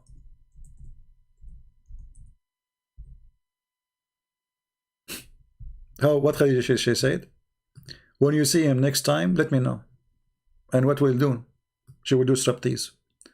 This is the book of As-Sirah Nabawiyya, Ibn Hisham, page number 239, very number 1. A prophet, he examined himself as a prophet by striptease. By what? Striptease. His wife, she starts stripping, asking him to move in the top of her legs like a baby. And she asked him, do you see him? Get up, cousin, huh? Okay? If he come to you next time, Muhammad, tell me, okay? Jibreel, peace be upon him, came to him, and he used to do so. So the messenger of Allah, Allah pray on him and salute him. he told Khadija, Khadija, he came to me, but at that time they were not, it's Jibreel, they are not sure yet. So she said to him, get up, cousin, get up and sit in my left thigh. Like, what? What? Sit where? Even your prophet inspiration is sexual. The angel been tested by the striptease, and then he said, so Messenger of Allah, you know, he get up and sat on her. She said to him, do you see him? He said, yes, I see him. She said, okay, turn and sit in the other thigh. And then the Prophet, Allah prayed on him, and not for him, but, sorry, for him, not to him. He said, do you see him? He said, yes, still I see him. And then he turned and sat in the right thigh. And she said, do you see him? He said, yes, I see him. Brother and sister, this is the most advanced technology at that time of the Prophet. At that time, there's no X-ray. At that time, there's no machine. At that time, there is no way to find out if this is an angel or not. So the Prophet, he was confused. And he was not sure. And now his wife, she's doing striptease. And now you will learn how the benefit of striptease. To encourage all the women to do striptease to their husband. Because this is the only way to find out if the Jibreel is there or not. What a stupid cult. She said, so he turned, and he sit in my lap. You see the translation here coming stone. So she said to him, he sat in the top of her now, it's sexual position. Boom, boom. She said to him, and she took off her clothes. Do you see him? He said, yes. And now she will take off her clothes. She took off her, translation is not coming right. And he is in the top of her now. And she said, do you see him? Now this was like the end of the movie. Do you see him? Muhammad, he said no. Khadija, she said, oh, approved, glory to Allah. This is for sure is coming from Allah. Translation, it says gospel, which is not true. Okay? I swear by Allah, this is an angel. This is a prophet of God.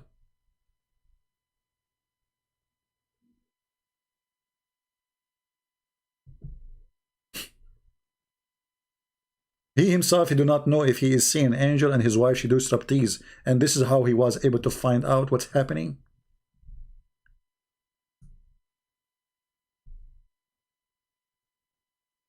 By the way, I see somebody in the corner. But what I can do, I mean, I don't have a woman here to do what Khadija did to him. I'm unlucky. Mockery and insult, is that what Jesus taught you? Look who is talking, the one who called us kuffar, the one who called us in the Quran pigs and monkeys, the one who called us a hypocrite, the one who called us a najis, which means filthy. He's talking about mockery. Get out of here, coward, hypocrite.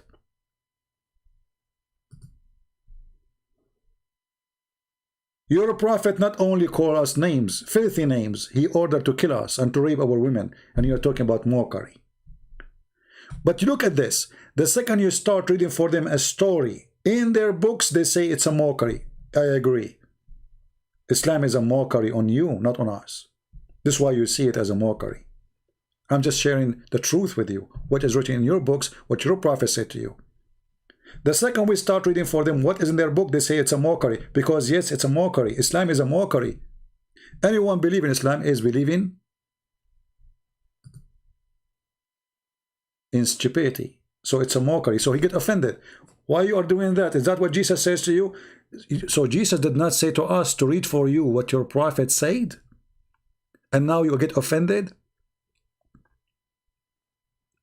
A prophet, he do not know if it's an angel or not, and his wife doing striptease, and this is how he found out this is Jibreel. And this, until this moment, Jibreel did not say, I am Jibreel. When Jibreel, he came to Muhammad, did he say to him, I am Jibreel? No. He squeezed him 3 times. Okay, why you, shouldn't you say, who are you first? What do you want from me? So look at those people. The second you start reading for them, they say it's a mockery. Don't read our books. It's a mockery. Our books is embarrassing. Mockery. Flying carpet is a mockery. But how come you teach it to your kids? How come when you read it, it's not a mockery? When we read it, it is a mockery.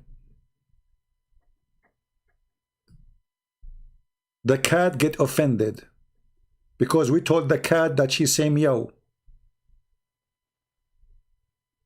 You cannot say to the cat you say meow. You should say to her you say how.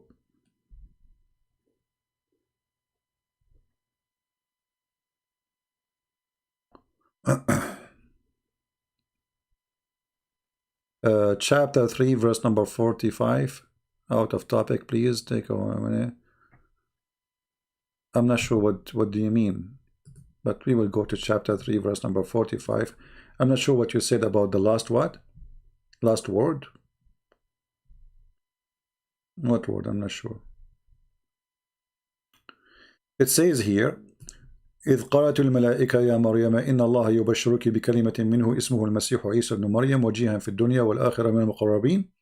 So the angel says to Mary, verily Allah give you a glad tiding of a word, and here between bracket they say B, which is a lie. That's not in the Quran. His name is Jesus, not Isa. There's no Isa here. This is fast translation. I'm not sure why we lost connection. Okay. Let me turn off some programs. Yeah. Am I heard, guys? Yeah, anyway. So you cannot say to the Muslims what is written in their books. Otherwise, this is a mockery. But they mock us. They say Jesus is just a man, and Christians, they are corrupt people. And the Quran say we are animals. We are the most indecent people. Lying about us. You know, the priest sleep with the wife before the man he take her in the wedding. This is what the Christian do in the church, brother. We never lie about you. When we say muta, we show you where it says muta. When we say zawaj a friend, marriage a friend, we show you. This is your religion. I'm not talking about you. I'm talking about your religion.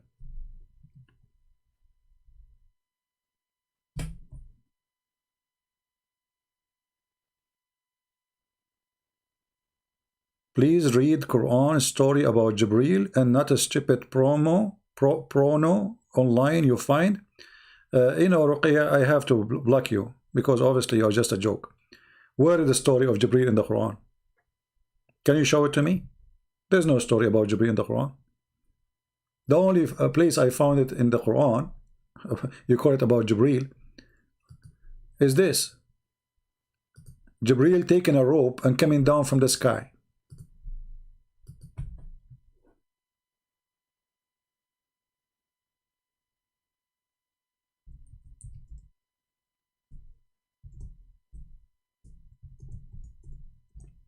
And then we asked the Muslims, who is this guy? They don't know. Is that Jibreel or Allah?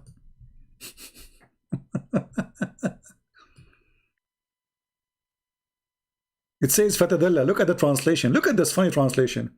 So he is though strong, though strength. You're okay. Look at this crazy chapter. Look at this stupidity. By the star when it goes down. When the star go down, the star never go down. Get down where? On earth? So the stupid author of the Quran think the stars fall on us. This is a meteor, this is not a star. So, and why Allah he swear by the star when it's come down? No answer. What the point?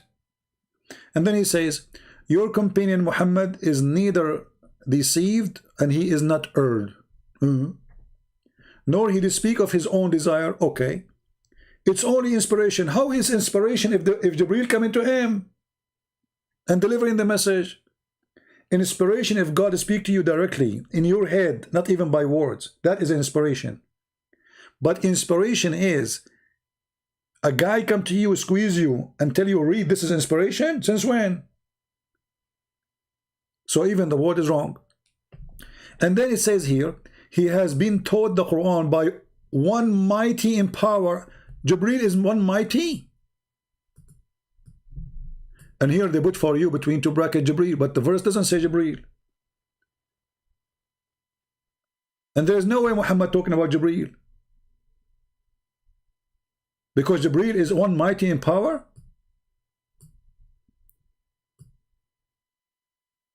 And why he don't say Jibreel if it's Jibreel? And then he is Dhu Mirrah. Okay, what does that mean? Free from any defect in the body and the mind. Like what? This is what Dhu Mirrah mean? If we change the translation, we will find different meaning. And Muhammad, he said, when he saw Jibreel in the hadith, he found him sitting in a throne. Jibreel sit in a throne. Why? He is Allah.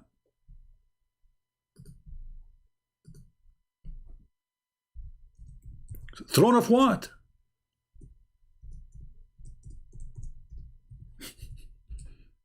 Madness.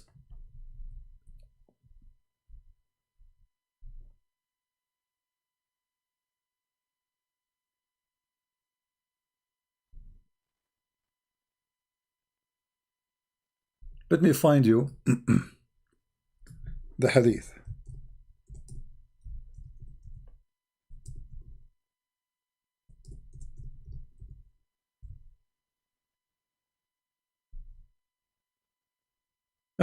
Stupid cult.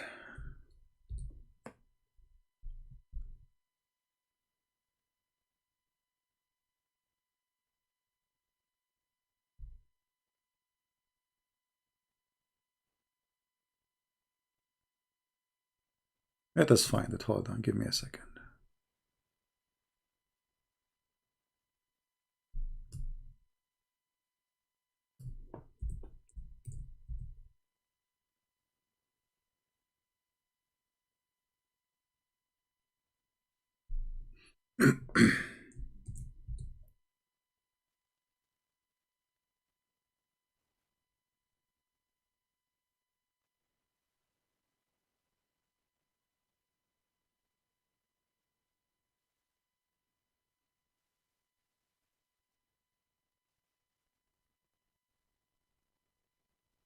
I'm trying to find it.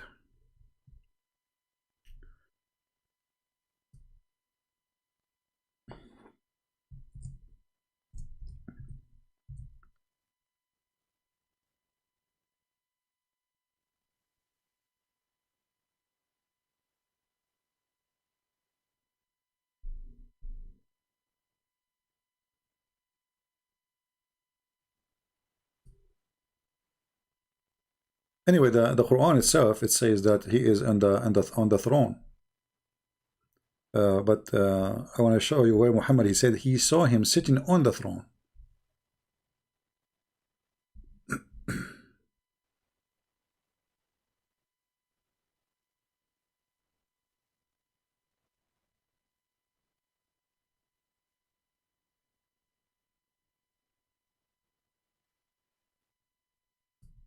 Let us see.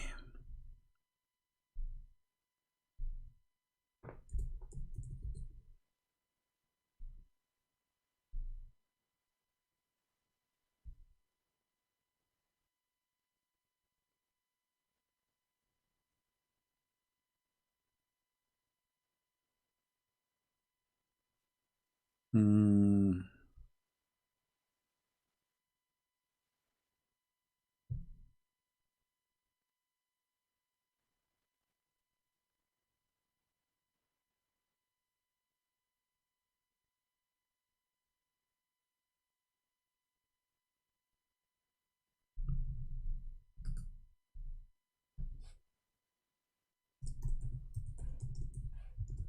See, sometime we want to find a hadith. It take time, but it's okay.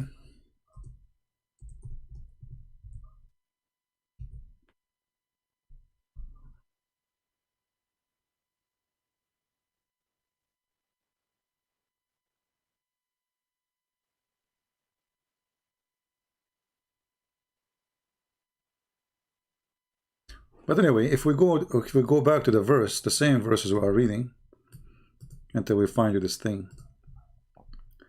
where it says the owner of power. Jibreel is the owner of power. And then, and high rank, and then they put between bracket Allah. But nowhere it says Allah in the Quran. And the Lord of the throne. You see, it says the Lord of the throne. This is Jibreel. Anything you are seeing right now between two brackets is not in the verse.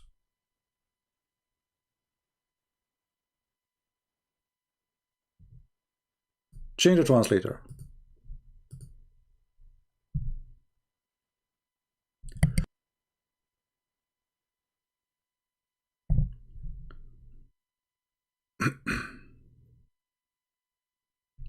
Let us see what translation. Let us see Biktal. It's a miracle when you try to change the translator, you know. Mighty established in the presence of the Lord of the throne. This is what it says? Okay. One, to be obeyed. You obey Jibreel? You obey Jibreel. What is this? Who is this one we're talking about?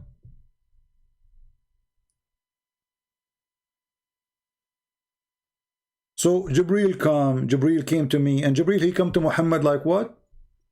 In the image of Dahya al-Kalbi. In the image of Muhammad boyfriend.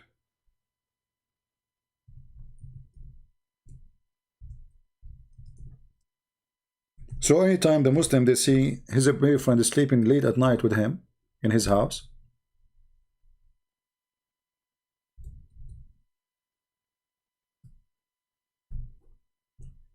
they will think it is, here we go, they will think this is Jibreel. I mean, cloning is one of the method Muhammad, he always appealed to his followers, that even Jibreel, when he come in the image of a very handsome young man who live in the same town of Muhammad.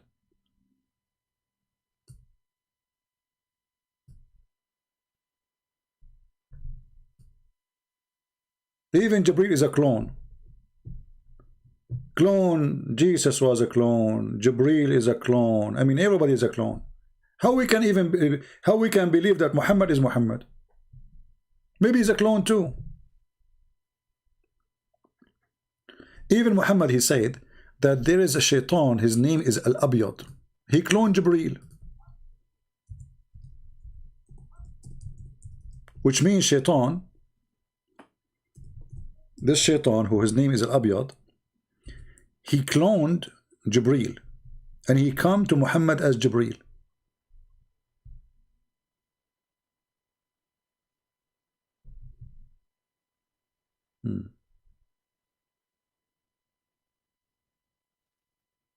Let me see if I can find this one.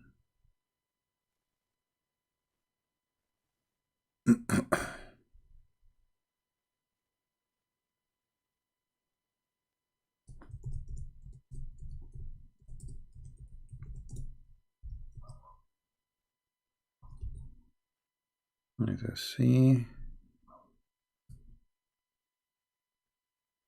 Okay.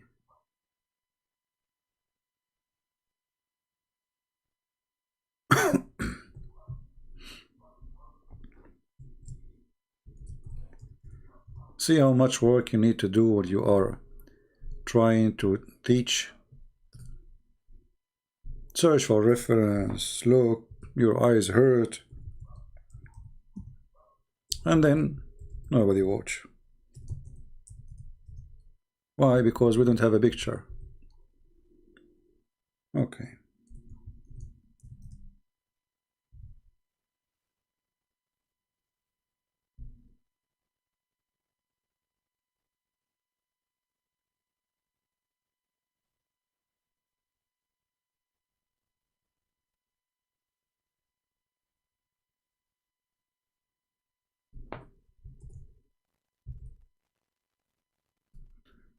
Look like we have difficulty.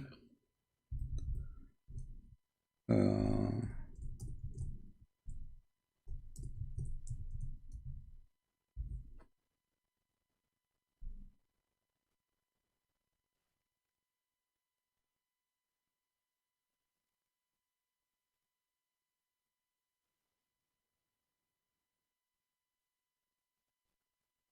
okay, let's see here.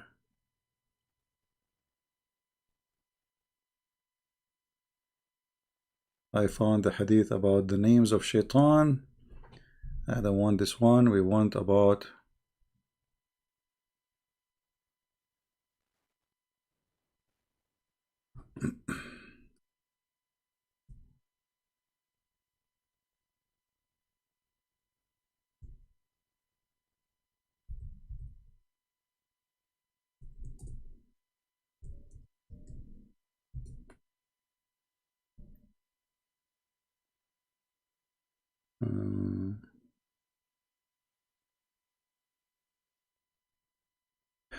I forgot really the which volume.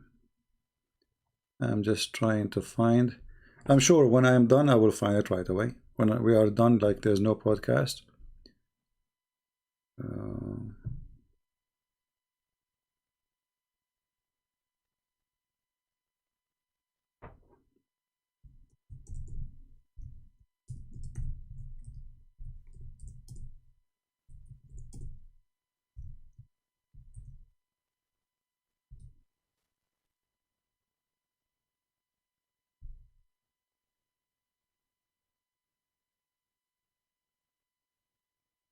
hmm.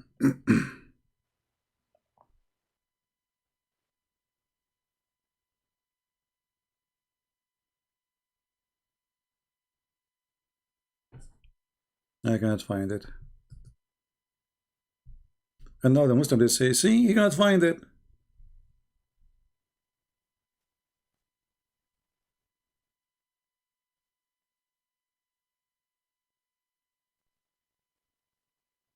You cannot find it.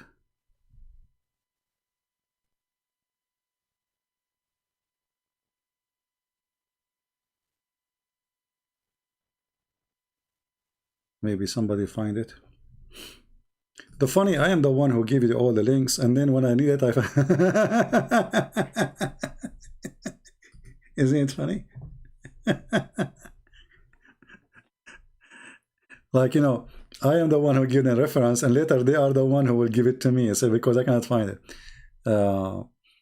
Let me see. Hold on. Still, I want to find it, but I believe the reason is not coming because we are searching the wrong one, the wrong search. Uh,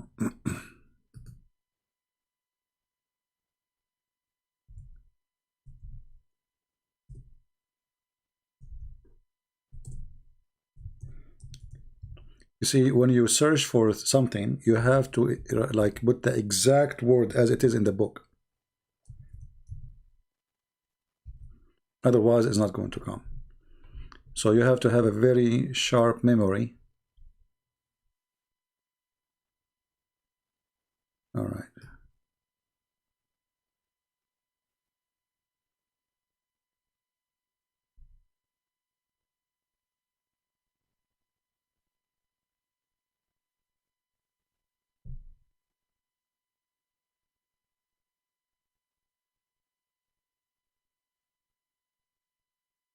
I think we found something. Hold on.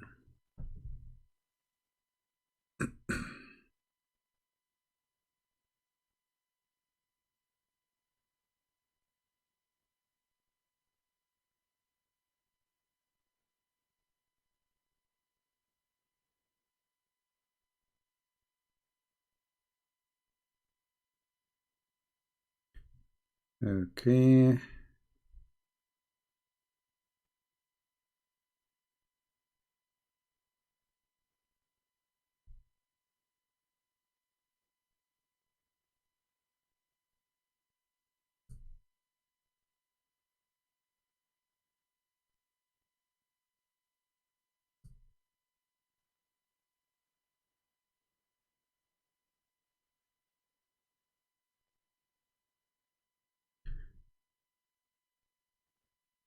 Maybe we can find this one is in the hadith. Let us see here.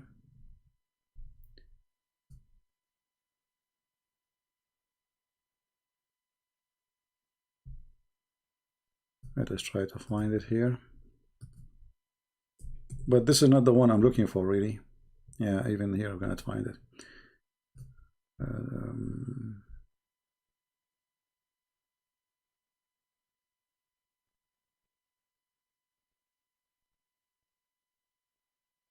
I can find them in Arabic, but not in English. Yeah.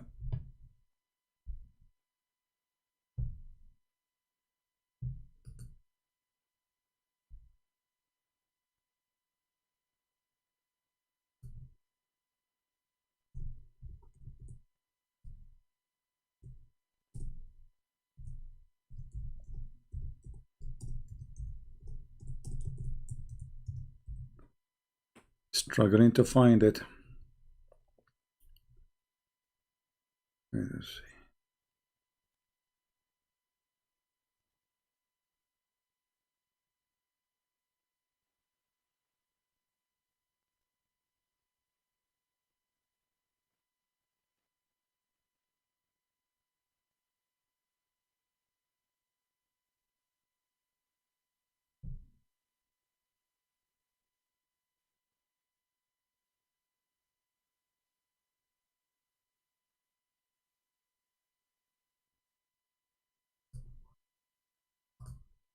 I know this is boring, right? Because I'm not, but I'm trying to find it.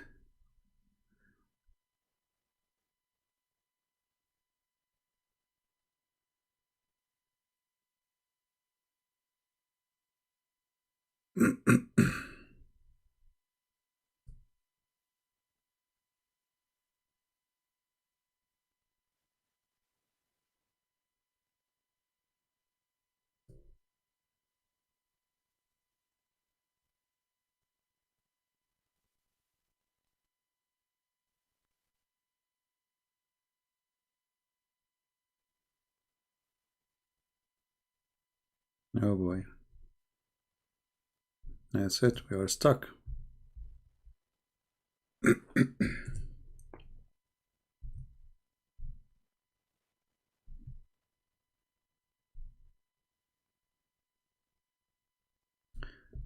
This is should appear actually. This is a story about the white shaitan or the Abyad who cloned Jibreel.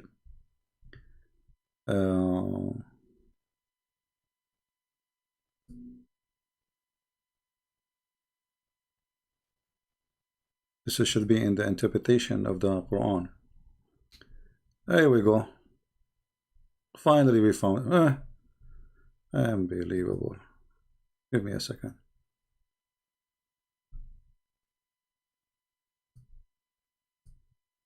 You see, it took us time, but you know, it's worth it. All right. Finally, I found the reference. All right. This is the book of Tafsir al-Baghawi, volume number 3, page number 294. I will post the link, so next time if we look for it, I don't get dizzy. You see, because I forgot the issue, the reason the search is not coming, I forgot the volume number, and for sure I don't remember the page, but I forgot the exact sentence, because when you search you have to find that you have to type the whole sentence, not only a word. So here it says, so this is the interpretation of the chapter of Al-Hajj and verse number 54 to 58. It says here that Shaitan, his name is Al-Abyad, he came to Muhammad and he gave him the satanic verses. Let us translate to English.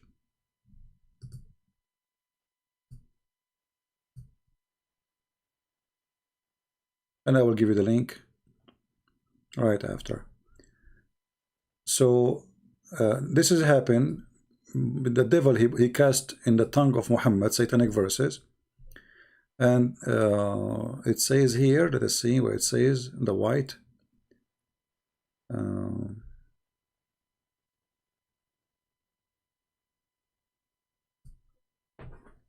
The word white should appear there. It's not coming. Google Translation took it off. Yeah, it should say here. Let us try. Yeah, anyway, you see, like when in the page, it says here, the shaitan, his name is white. But in the translation, inside the page, it doesn't show. I don't know why. All right. So this is Tafsir al-Baghawi, verse number, chapter of Al-Hajj, verse number 52. A shaitan, he came to him. His name is white. He is the one who do that. I will find the reference where it says that he came to him. So what he did, the shaitan, he cloned Jibreel. So when Muhammad, he thought this is Jibreel because he looked like Jibreel. And that's why they call him white. Why? Because he came to him as a white person. When shaitan in Islam is a black person. So he cloned Jibreel, he come as a white person, and he gave Muhammad satanic verses. And this is why Muhammad, he accepted those verses to be from Jibreel, because he's white. And he looked like him. True story again. So Muhammad here trying to find an excuse why he received satanic verses. He claimed that shaitan, he come to me in the image of Jibreel. Okay, so how I know? And he is white, so he was a white person.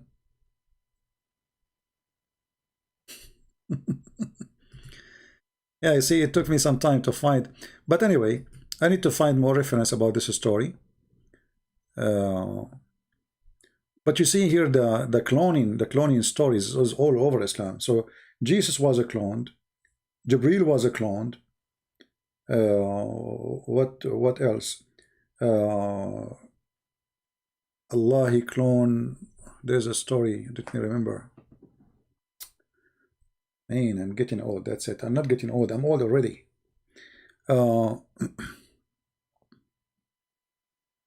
This interpretation rejected by most of Muslim scholars. Oh, okay. And who is the scholars who say that? Can you show me? Al-Baghawi is the teacher of Ibn Kathir. You know what, Ruqayya, I think you're a troll. I don't think even you are a Muslim. Just go. Take care. I don't like people to troll here. Yeah, one of you is inviting me to join somebody group, you know, but then in Indonesia, I don't join group, sorry. Al Hayat TV. I receive a message. Please don't send me messages, guys, in Paltalk. I'm not going to read them even. But I don't join. I don't like to go in live broadcast with others. They can do their job. They can do what they want to do. You know, I don't enjoy interview style or, you know, group talk.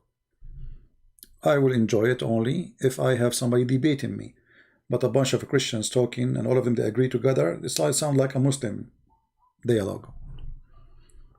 You know, the challenge is to debate a Muslim and to show him he's wrong, not a bunch of guys who agree with each other. And you know, that's why I don't like those things. I get invitation from many people.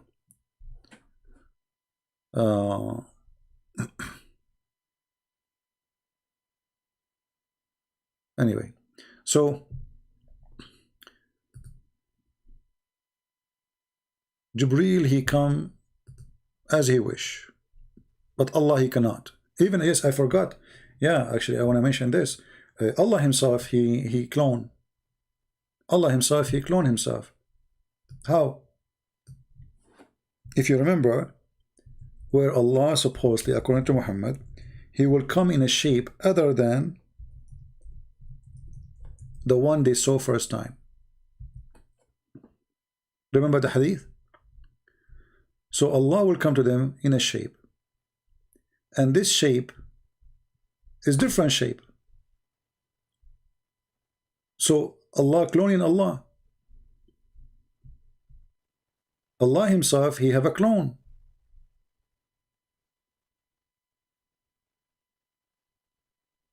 You see, those are a clear reference. Look at this one.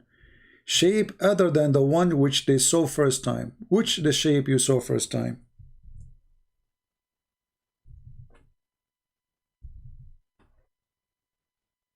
You see it? Then the Almighty will come to them in a shape other than the one which they saw first time. When Allah, he was seen by Muslims. By who? Any Muslim can tell me?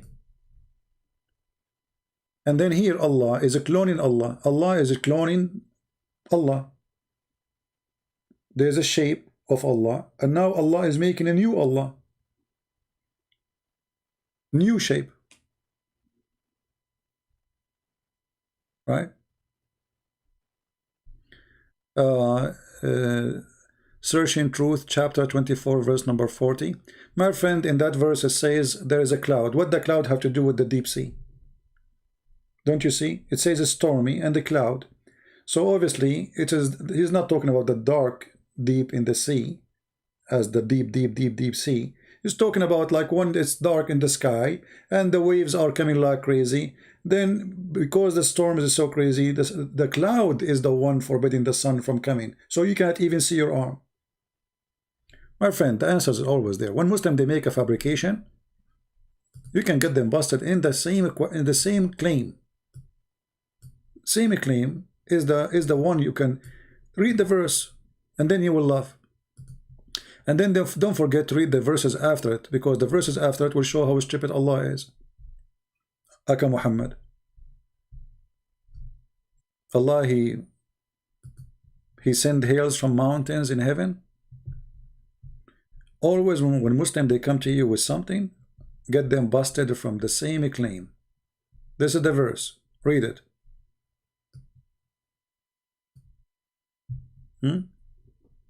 What in the top of it? Dark cloud. The darkness here is about the cloud, not about the sea. Do you see it? Or we are blind? If the deep sea is the one is dark, then there is no need to mention the cloud, because the cloud, if the sun is there or not, that will not change anything.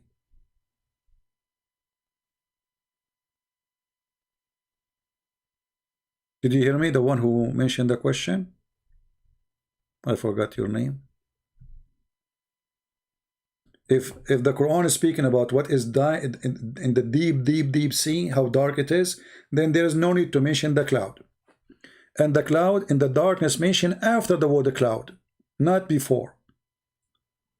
So how come the Muslim did not see the cloud and the darkness of the cloud, but they say the darkness there is the word go back to the sea?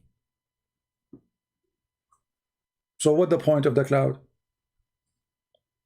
You see, in the deep sea, even if it's most sunny day, still it's dark. So there's a cloud or not, it doesn't make a difference. Same time, I mean, Jeddah is just a few kilometers away from Mecca, and people there used to do for living, they dive for pearls and fishing. So anyone he dive a little bit, he will see that the more you go in the water, it's dark. It's not a secret. You don't need to be a genius. This is not a science. So did he say like inside the deep sea it is dark and that's it? No. And it's at the same time, read the verses after it. Look, Allah, he sent hail from mountains in heaven. Read carefully. He sent down from heaven mountain where is hail. This is science. So Allah, he knew what is inside the deep sea, but he do not know how hail is working. Do you see it? So my friend, the Quran is a series of stupidity. Look at this verse here. Allah, he created every creature. Look. The first translation says, he created every animal from water. Where is the word animal? It says dabba. Dabba is something, anything walk. Anything walk is a dabba. And now he says, he created that from water. In different verse he said, created everything from water. But is the angel created from water? Is it Muhammad who said the angel created from light and shaitan created from fire?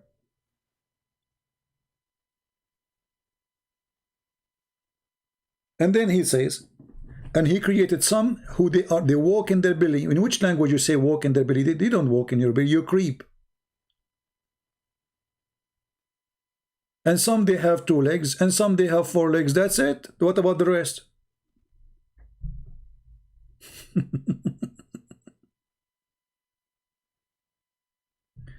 There's no need to call people names and say, shut up, you donkey, my friend. Why vendetta? Otherwise, we will give you time. Behave yourself, people.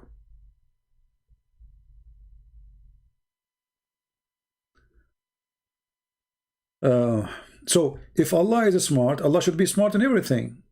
But the same verse, the same chapter is full of stupidity. You know? Just read a few verses and you will find right away this is.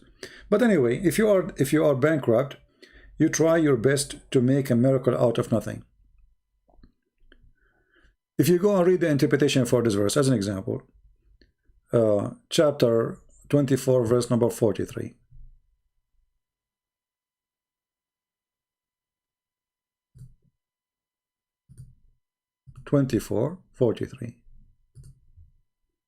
Look at this madness.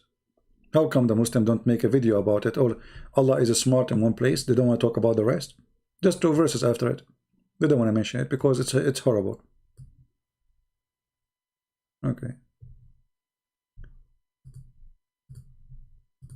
Where Allah He send, how He make hail.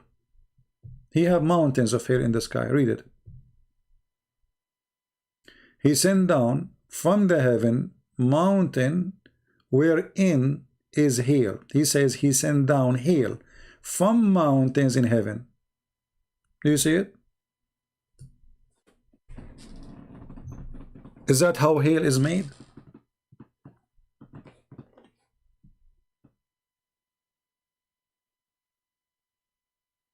So, you know, when either we have a smart God, he always speaks smart, or he is a stupid sometime or a smart sometime. That will not make him God. That will make him a fool.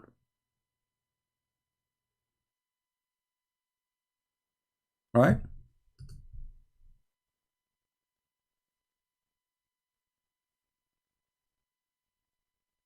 Anyway, any other question before we go? Because we have enough for today. Allah do not know how the sperm, where the sperm is coming from. Allah, He think women have a sperm coming from their ribs. Allah, He think the sun set in murky water. The Muslim, they try to say their best. Oh, Alexander the Great, he thought. Where it says that? Show me. Where it says he thought. He says he found it. Allah is talking. He found it. Sitting in murky water. He found it. Not he thought.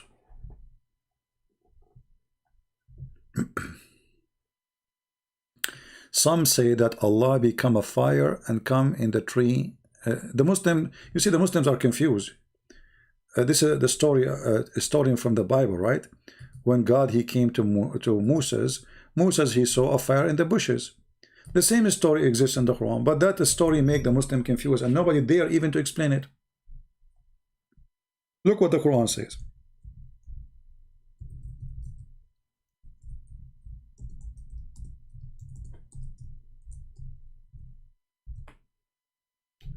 Chapter 27, verse number 8. It says, so when he reached the fire, so Moses, he saw a fire from far away. So when he saw the fire, he came close to it. And then it says here, blessed is the one in the fire and who is ever around it. Muslims, who is inside the fire? And watch the comment. Who is inside the fire? They don't know. Who is inside the fire? Who is the one is blessed and he is inside the fire? Any Muslim can tell us? No. So if you start reading the interpretation, you will see every Muhammadan give you his own interpretation. The Quran speaks. Are you a Muslim, my friend? Do you like to call me and tell us about this verse as an example, as long as you speak?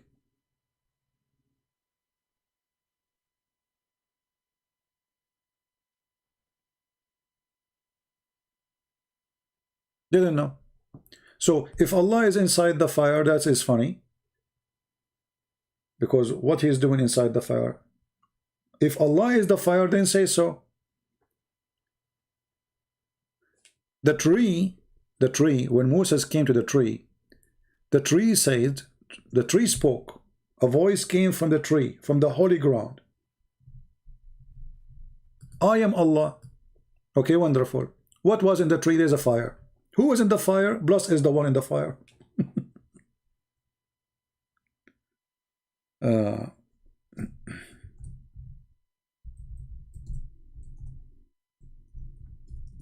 This is what happened when a thief, he steals a story from different book.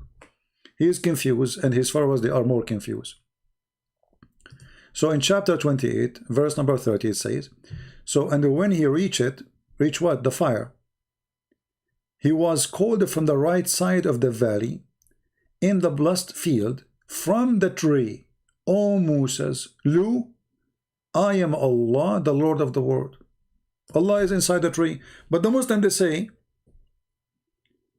that Allah don't go inside his creation, but he is speaking from the tree. Was Allah there or only his voice? If his voice was only there, that means Allah and his voice is different. It's not the same person. Is it possible that Allah is a person who speaks in heaven, yet his voice coming from the tree? That means the voice of Allah is coming inside the tree and the tree is speaking? Or Allah is in the tree? Let us find out. It says here that this tree and what is around it is holy ground. Do you see it? So Allah, he said to him, take off your shoes.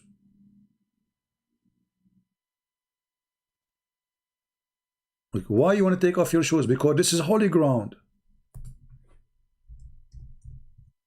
You cannot walk. Okay, if it's only the voice of Allah there, there is no need to take off your shoes, because Allah is not there.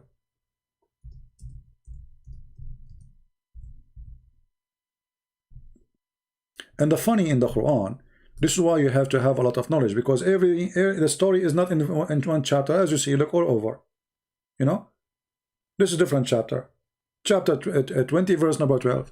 But why the story is mentioned in many places? There's no point, because this is not a book.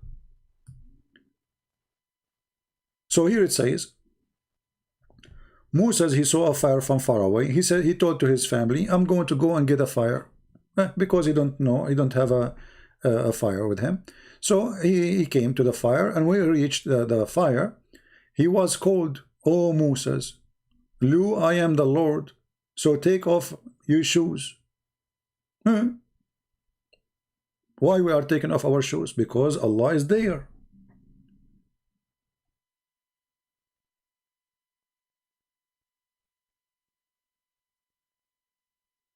And the funny here says, there's no Allah but me. There's no God but me. Okay.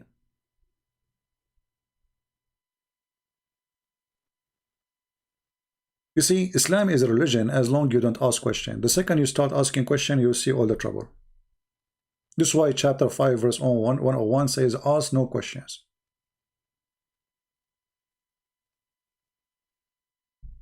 Any Muslim can tell us why Moses have to take off his shoes.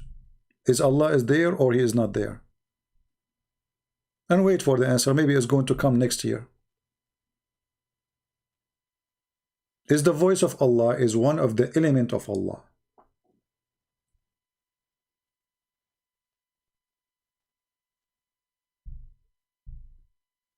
Is the voice of Allah is holy. Is the voice of Allah is Allah. Is the voice of Allah is just a voice, which means energy, like every energy? If it is, why the guy is taking, he have to take off his shoes? And then when they say to you that Allah don't go inside his creation, then we find Muhammad says that Allah, he come every night in the third part of the night. He come down to the lowest heaven.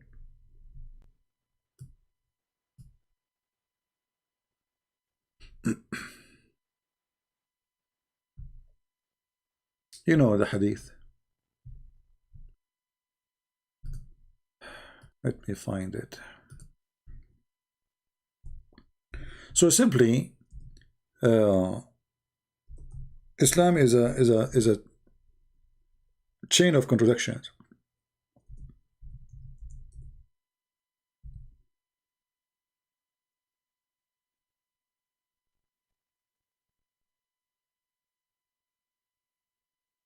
It's a chain of contradiction, and nothing match. The story does not match the story, and the belief does not match the belief. So how God can be a man? Why? Because he cannot, God will not enter as a creation. It's an insult to God. Allah is big, Allah is Akbar. And then we find that Allah, he go and he come every night. He come where? In the lowest heaven. Where Allah he live right now? He's homeless? Is he inside his creation or outside of the creation? Muhammad, he says Allah in the seventh heaven. So this is his creation.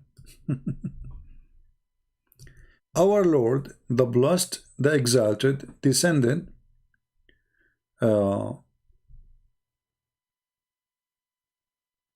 every night to the lowest heaven. So how you Muslim, you saying you refuse to accept that God can be inside his creation, and now Allah is in the lowest heaven. There is 7 heavens. Allah have to go through heaven number 7, 6, 5, 4, 3, 2, 1, and there he stopped. Do you see it? So simply, Islam is a collection of legends and stories, and there is no religion, because Islam does not match Islam. So do Muhammad know what he's talking about? Can Allah be inside his creation or not? When the Quran says that after Allah he finished creating the earth, he went up to heaven, so where he was? That means he was inside his creation. When you say he went up, that means he was down.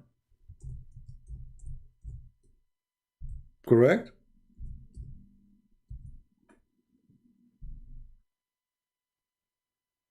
Look, all those verses saying the same thing. Allah, he mounted in the top of the throne after he finished creating the earth and the heaven in 6 days. So where was Allah? Why he stepped down the throne? Didn't know.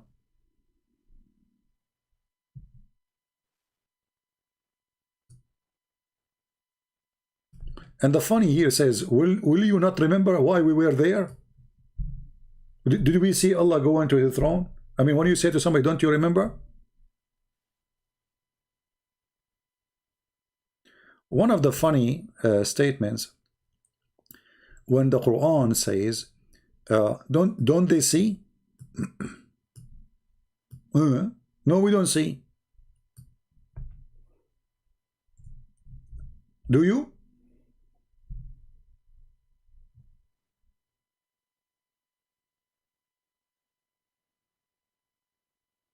Muslim, did you see when Allah he created the earth and the heaven? No. So why the Quran says, did you see?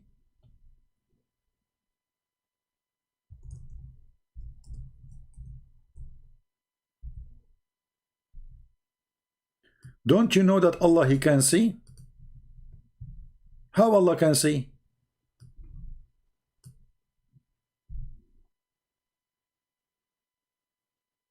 I thought Allah is blind. I'm surprised now.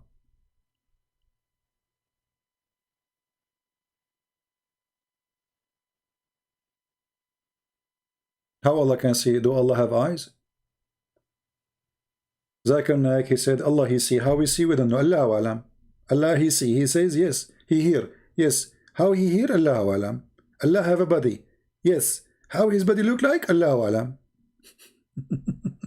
So what is your religion? What is exactly your religion? What do you have? You have nothing. You don't know about, they don't know anything about their God. Allah he see. How do you see? We don't know. Allah have eyes. How his eyes? We don't know. Allah he can hear. How he hear? We don't know. Allah have a body. How his body? We don't know. So what do you know? What do you know about this God? Nothing. Their God is just an idea of somebody. His name is Allah, which means God-lah. Okay, who is this God? Nobody knows.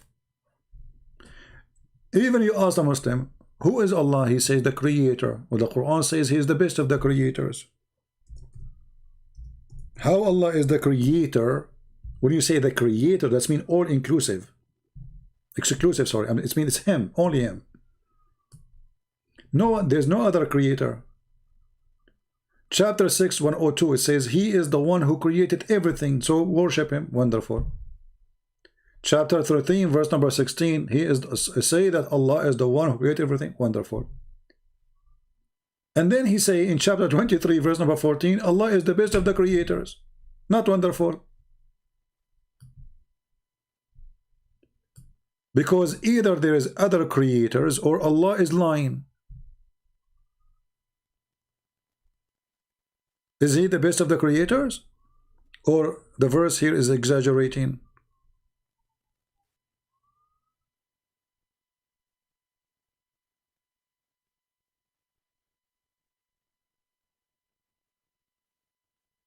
Any Muslim have an answer? You see, if I say I am the best teacher and I am the only teacher, that's mean I'm lying. I'm not the best. I'm the only one. The second you say you are the best, it's mean there is others. If there is no others, that is a cheating information. That is a fabrication. That is an exaggeration. That is a lie. Because Allah, if he is the only creator, then he is not the best. But all what happened, we know the story. The inscribe of Muhammad, when he heard Muhammad saying this, which is very funny, stupid verse, that Allah he created the human being from flesh of from a sperm. Look at the translation. Look at this translation. How stupid it is. If you change the translate, look. One of the funny things about Islam, that's when you read a verse, if you translate, if you change the translator, you will find a new Quran, not a new words. Look, I will change the translator. This is which translation? This is Biktal. I will go to Yusuf Ali. Look at the magic will happen. I just changed the translator. I did not change the Quran. Then we made the sperm into a clot of congealed blood. What kind of God he say that? The sperm became congealed blood? This is how the baby, the first step of the baby is sperm become blood. That's God talking supposedly. And then we made the blood, the dead blood, congealed blood, into a lump. Then we made out of the lump a bones. And then we closed the bones.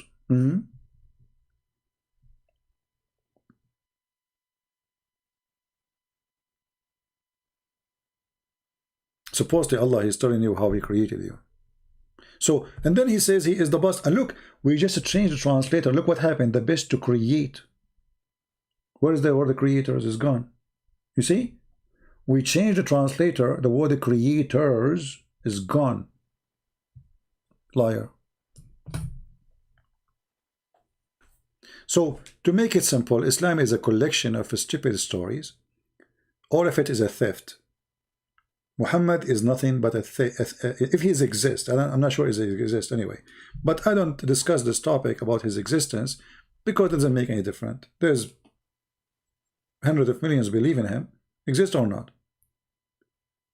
So I discuss the stupid things he said, not if he exists or not. But if you look with me for a second, you will find that everything there is wrong. When you say I am the best of the creators, And you know, when Allah he says he is the one who created everything, so why the Quran says that that Jesus says I create for you? Didn't Jesus in the Quran says I create for you, and then it says by the permission of Allah? That doesn't matter by permission of Allah or not. He is a creator. Jesus is a creator.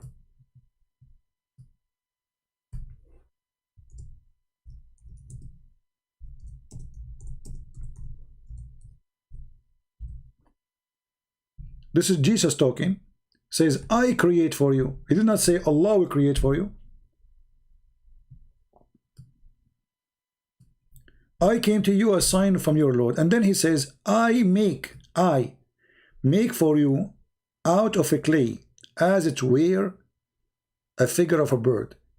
And I breathe into it. You see here it says, they don't say, it should say, and I breathe into it, and it become a bird. I.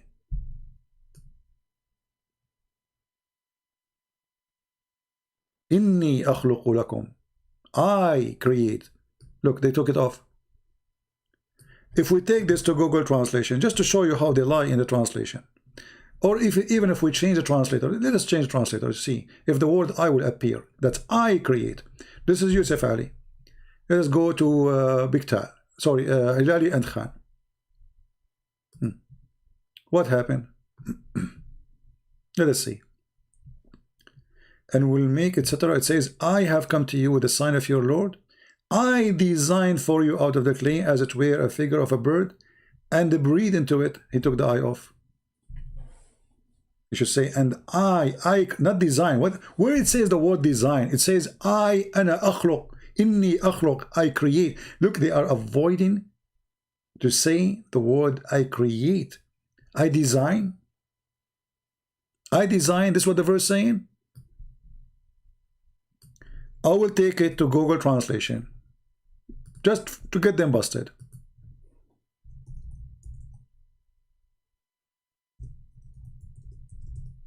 Give me a second to open it. All right. So this is Google Translation. I will copy the words as it is. إني أخلق لكم من الطين كهيئة الطير. Copy. Does it say I create? Let us open the screen for you. Here we go. I will copy in the front of you. Does it say I create? Why they are saying I design? Because it's embarrassing. Jesus is the creator. So we go to Google Translation. We paste the text as it is. Do you see the word I create? If you read all the translation, you will not find the word I create. Check it out. I don't know if you will find it. But we keep trying, we keep changing translation. We don't find where it says I create. Why they don't want to show you that the Quran is saying that Jesus said I create? Any Muslim can tell us? For this is very embarrassing, because if Allah is sending a miracle to Jesus, then Jesus is not a creating. So this is a false statement. Correct? If I fashion for you, I am not creating. If I fashion a mud, that is not a creation. When I say I create and I breathe, you see the word I in translation is gone again. All the I, where Jesus he is speaking, it's gone. I create. I breathe into it. I. Who is breathing? Jesus, not Allah. If Allah is the one doing the creation, then Jesus he fashioned it. Allah he blew the soul in it. Okay, that makes sense. But the one who blew the soul in the clay is Jesus. So from the breath of Jesus life come. How that can be if Jesus is just a man? The Muslim, they say the verse says by Allah permission. Well, you give me permission to drive a car or not, it doesn't change the fact that I can drive cars. So if you are saying to me that Allah, he gave Jesus ability to create, that means we have two creator. And one of the unique things about God that he can create. So Jesus, he is a unique person anyway, for he can create like God. But yet he's not God for you. So how he is not God, but he is a person who can do what God can do?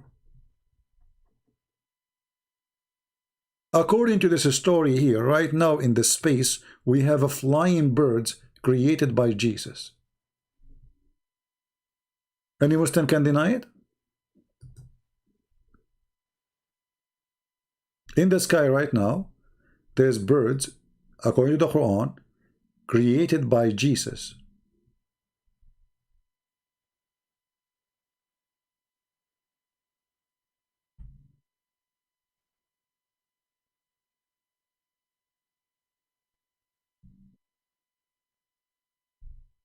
Any Muslim?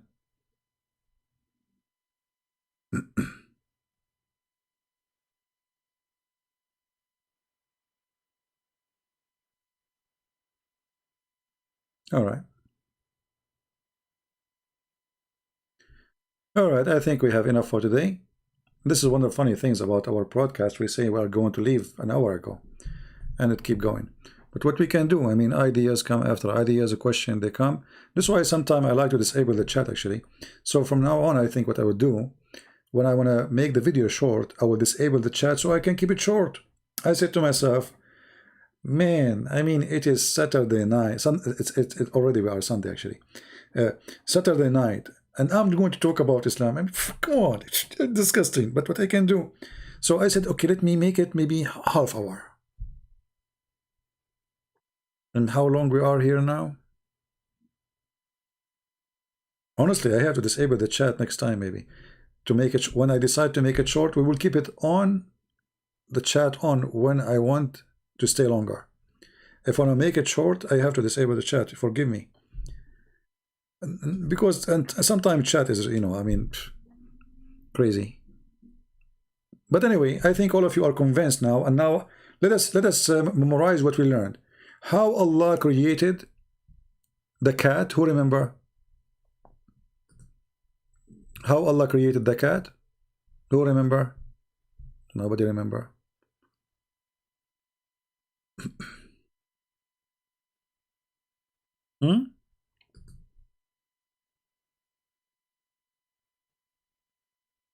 How Allah created the cat?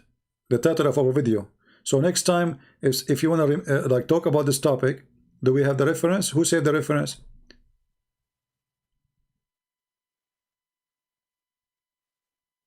I'm waiting for the answer. Allah created the cat from the sneeze of the lion. Who saved Shaitan? Shaitan, he hold the donkey from his tail.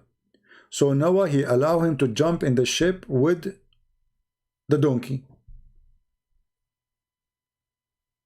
Why Allah created the cat? There was a mice in the ship. Noah, he allowed the mice to get in the ship with her husband. And the people, they were afraid that the mice will eat their food. So Allah, he inspired the lion after he gave him a fever to sneeze. And the second he sneezed, a cat came from his mouth. And this is the link from Tafsir Ibn Kathir in Arabic. You can use Google translation, which is not really a good translation, but better than nothing. All right. So this is how we learned two things today, many things, but the major things we learned that Shaitan, he wanted to save himself from the flood of Noah, and the Muslim trying here to find a reason. How come Shaitan did not die in the flood of Noah, brother? Isn't the flood kill everybody evil? Did Shaitan swim? So Muhammad, he come with this fabricated story that Shaitan, he hold the donkey from his tail, and he don't want the donkey to get in unless he can get in too. And Noah give up because the water is coming. So he told the donkey, get in even if Shaitan is with you. And this is how Shaitan was able to get in. True story. And then the people complain that the mice is inside. This is the story here. They complain that the mice are inside the ship, and the mice is going to eat their food. So Allah, He made the lion sneeze, and then the cat came out, and the problem solved. So now we understand that Allah, He cared for us. I mean, look at it. I mean, how they can survive, and they are in the ship and they have a mice with them?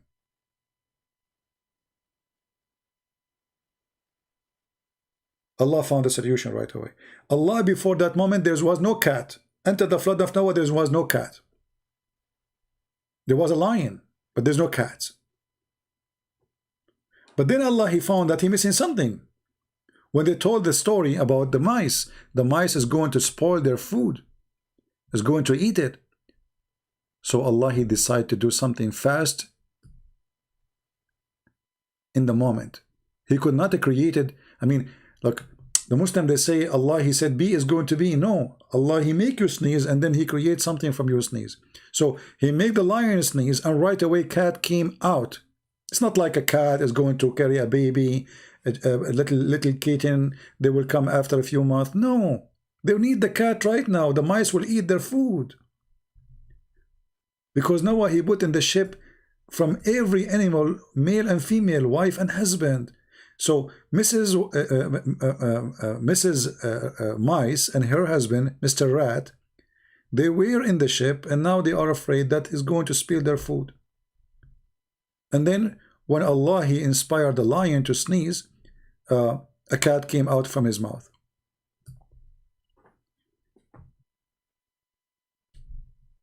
Very, very touching story. I don't know how many of you will convert to Islam after this. I'm sure many of you. And if you do, don't forget to sneeze, for Allah, He loves sneezing. This is the only God who loves sneezing. Have you ever heard of a God beside Allah loves sneezing?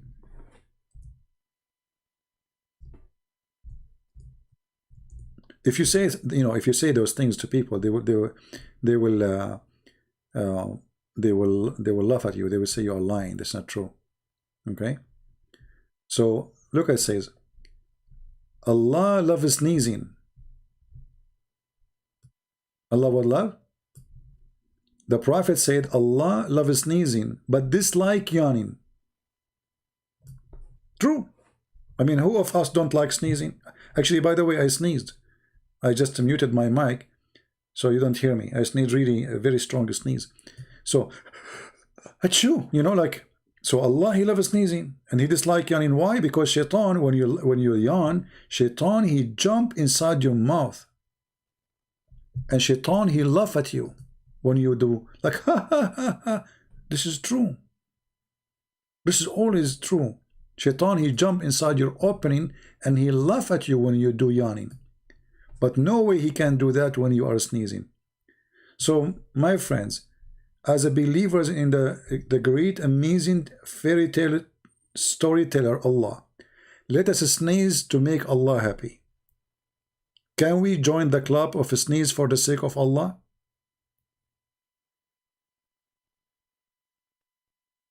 If I make a book right now, says sneeze for the sake of Allah, what the Muslim will say? Can you blame me? If I make a book says sneeze and go to heaven.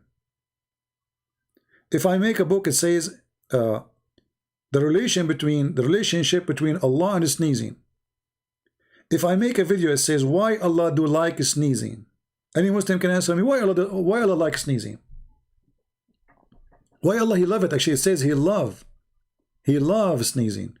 Why Allah loves sneezing? Any Muslim can tell us? What a mystery. Don't you like mystery? Allah, He loves sneezing. That's unique. Not like the God of the Christians. He don't love sneezing. He didn't say anything about sneezing. There's a huge difference. Did the God of the Hindus says, or the gods of the Hindus says anything about, do the God of the Hindus love sneezing? I don't know. Do Buddhas love sneezing? Only Allah loves sneezing. This is the flu God. The more flu we have, Allah is happy. Like Allah now, I can assume now. Actually, I guarantee you that in winter time, Allah is so happy. He loves sneezing. Winter come, flu come, people sneeze, your nose start running, which is funny English. I mean, how in the world this English work? Right? Nose is running. What running nose? I mean, your nose is there. But anyway, the English is the same as the Quran. Sometimes the nose is running, the same as the stone of Moses who stole the clothes of Moses and start running. Anyway, things happen. So I mean, we have to appreciate this sneezing. Love God. And now in winter, I can guarantee you that Allah is like having His best time, winter time. How many million sneeze a day, especially with Corona? Unbelievable. Allah is so excited. Once I opened a chat room in Paltalk, I called it, "Let us sneeze for the sake of Allah." The Muslims, they went to Paltalk admins and complain. Why you complain? I mean, what's wrong with you? I open a chat. It's called "Sneeze, let us sneeze for the sake of Allah." You take the mic, you sneeze, we make Allah happy. Why you get upset? This is what your Prophet saying. Sneezing is from Allah, not only from the flu, it's from Allah. Don't you know that? Sneezing is from Allah. Look, read carefully. And as you see, this is Sahih. The sneeze is from Allah, the yawn is from Shaitan. True story. Can you have the chapter? My friend, anytime you watch my videos, you want to find those things, you can just type those words in the website. Just type exactly, let us say here, the sneeze is from Allah. Just, type those words in the search engine and you will find the hadith. But anyway, I will give you that. I will give you the link. And actually, the admin is posting the link anyway.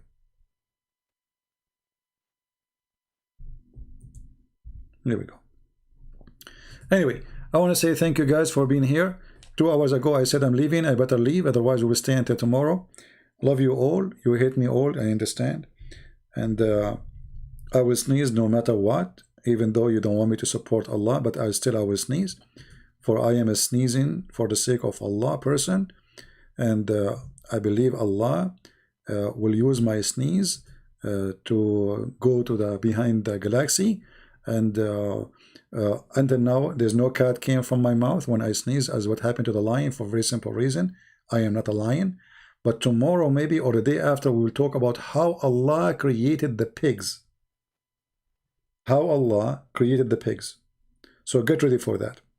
Are you excited? You will not believe it how Allah created the pigs. So now we learn how Allah created the dog from the spit of Shaitan, the cat from the sneeze of the lion, and soon how Allah created the pigs. And you will not believe it. Thank you very much for being here. May the Lord bless you all.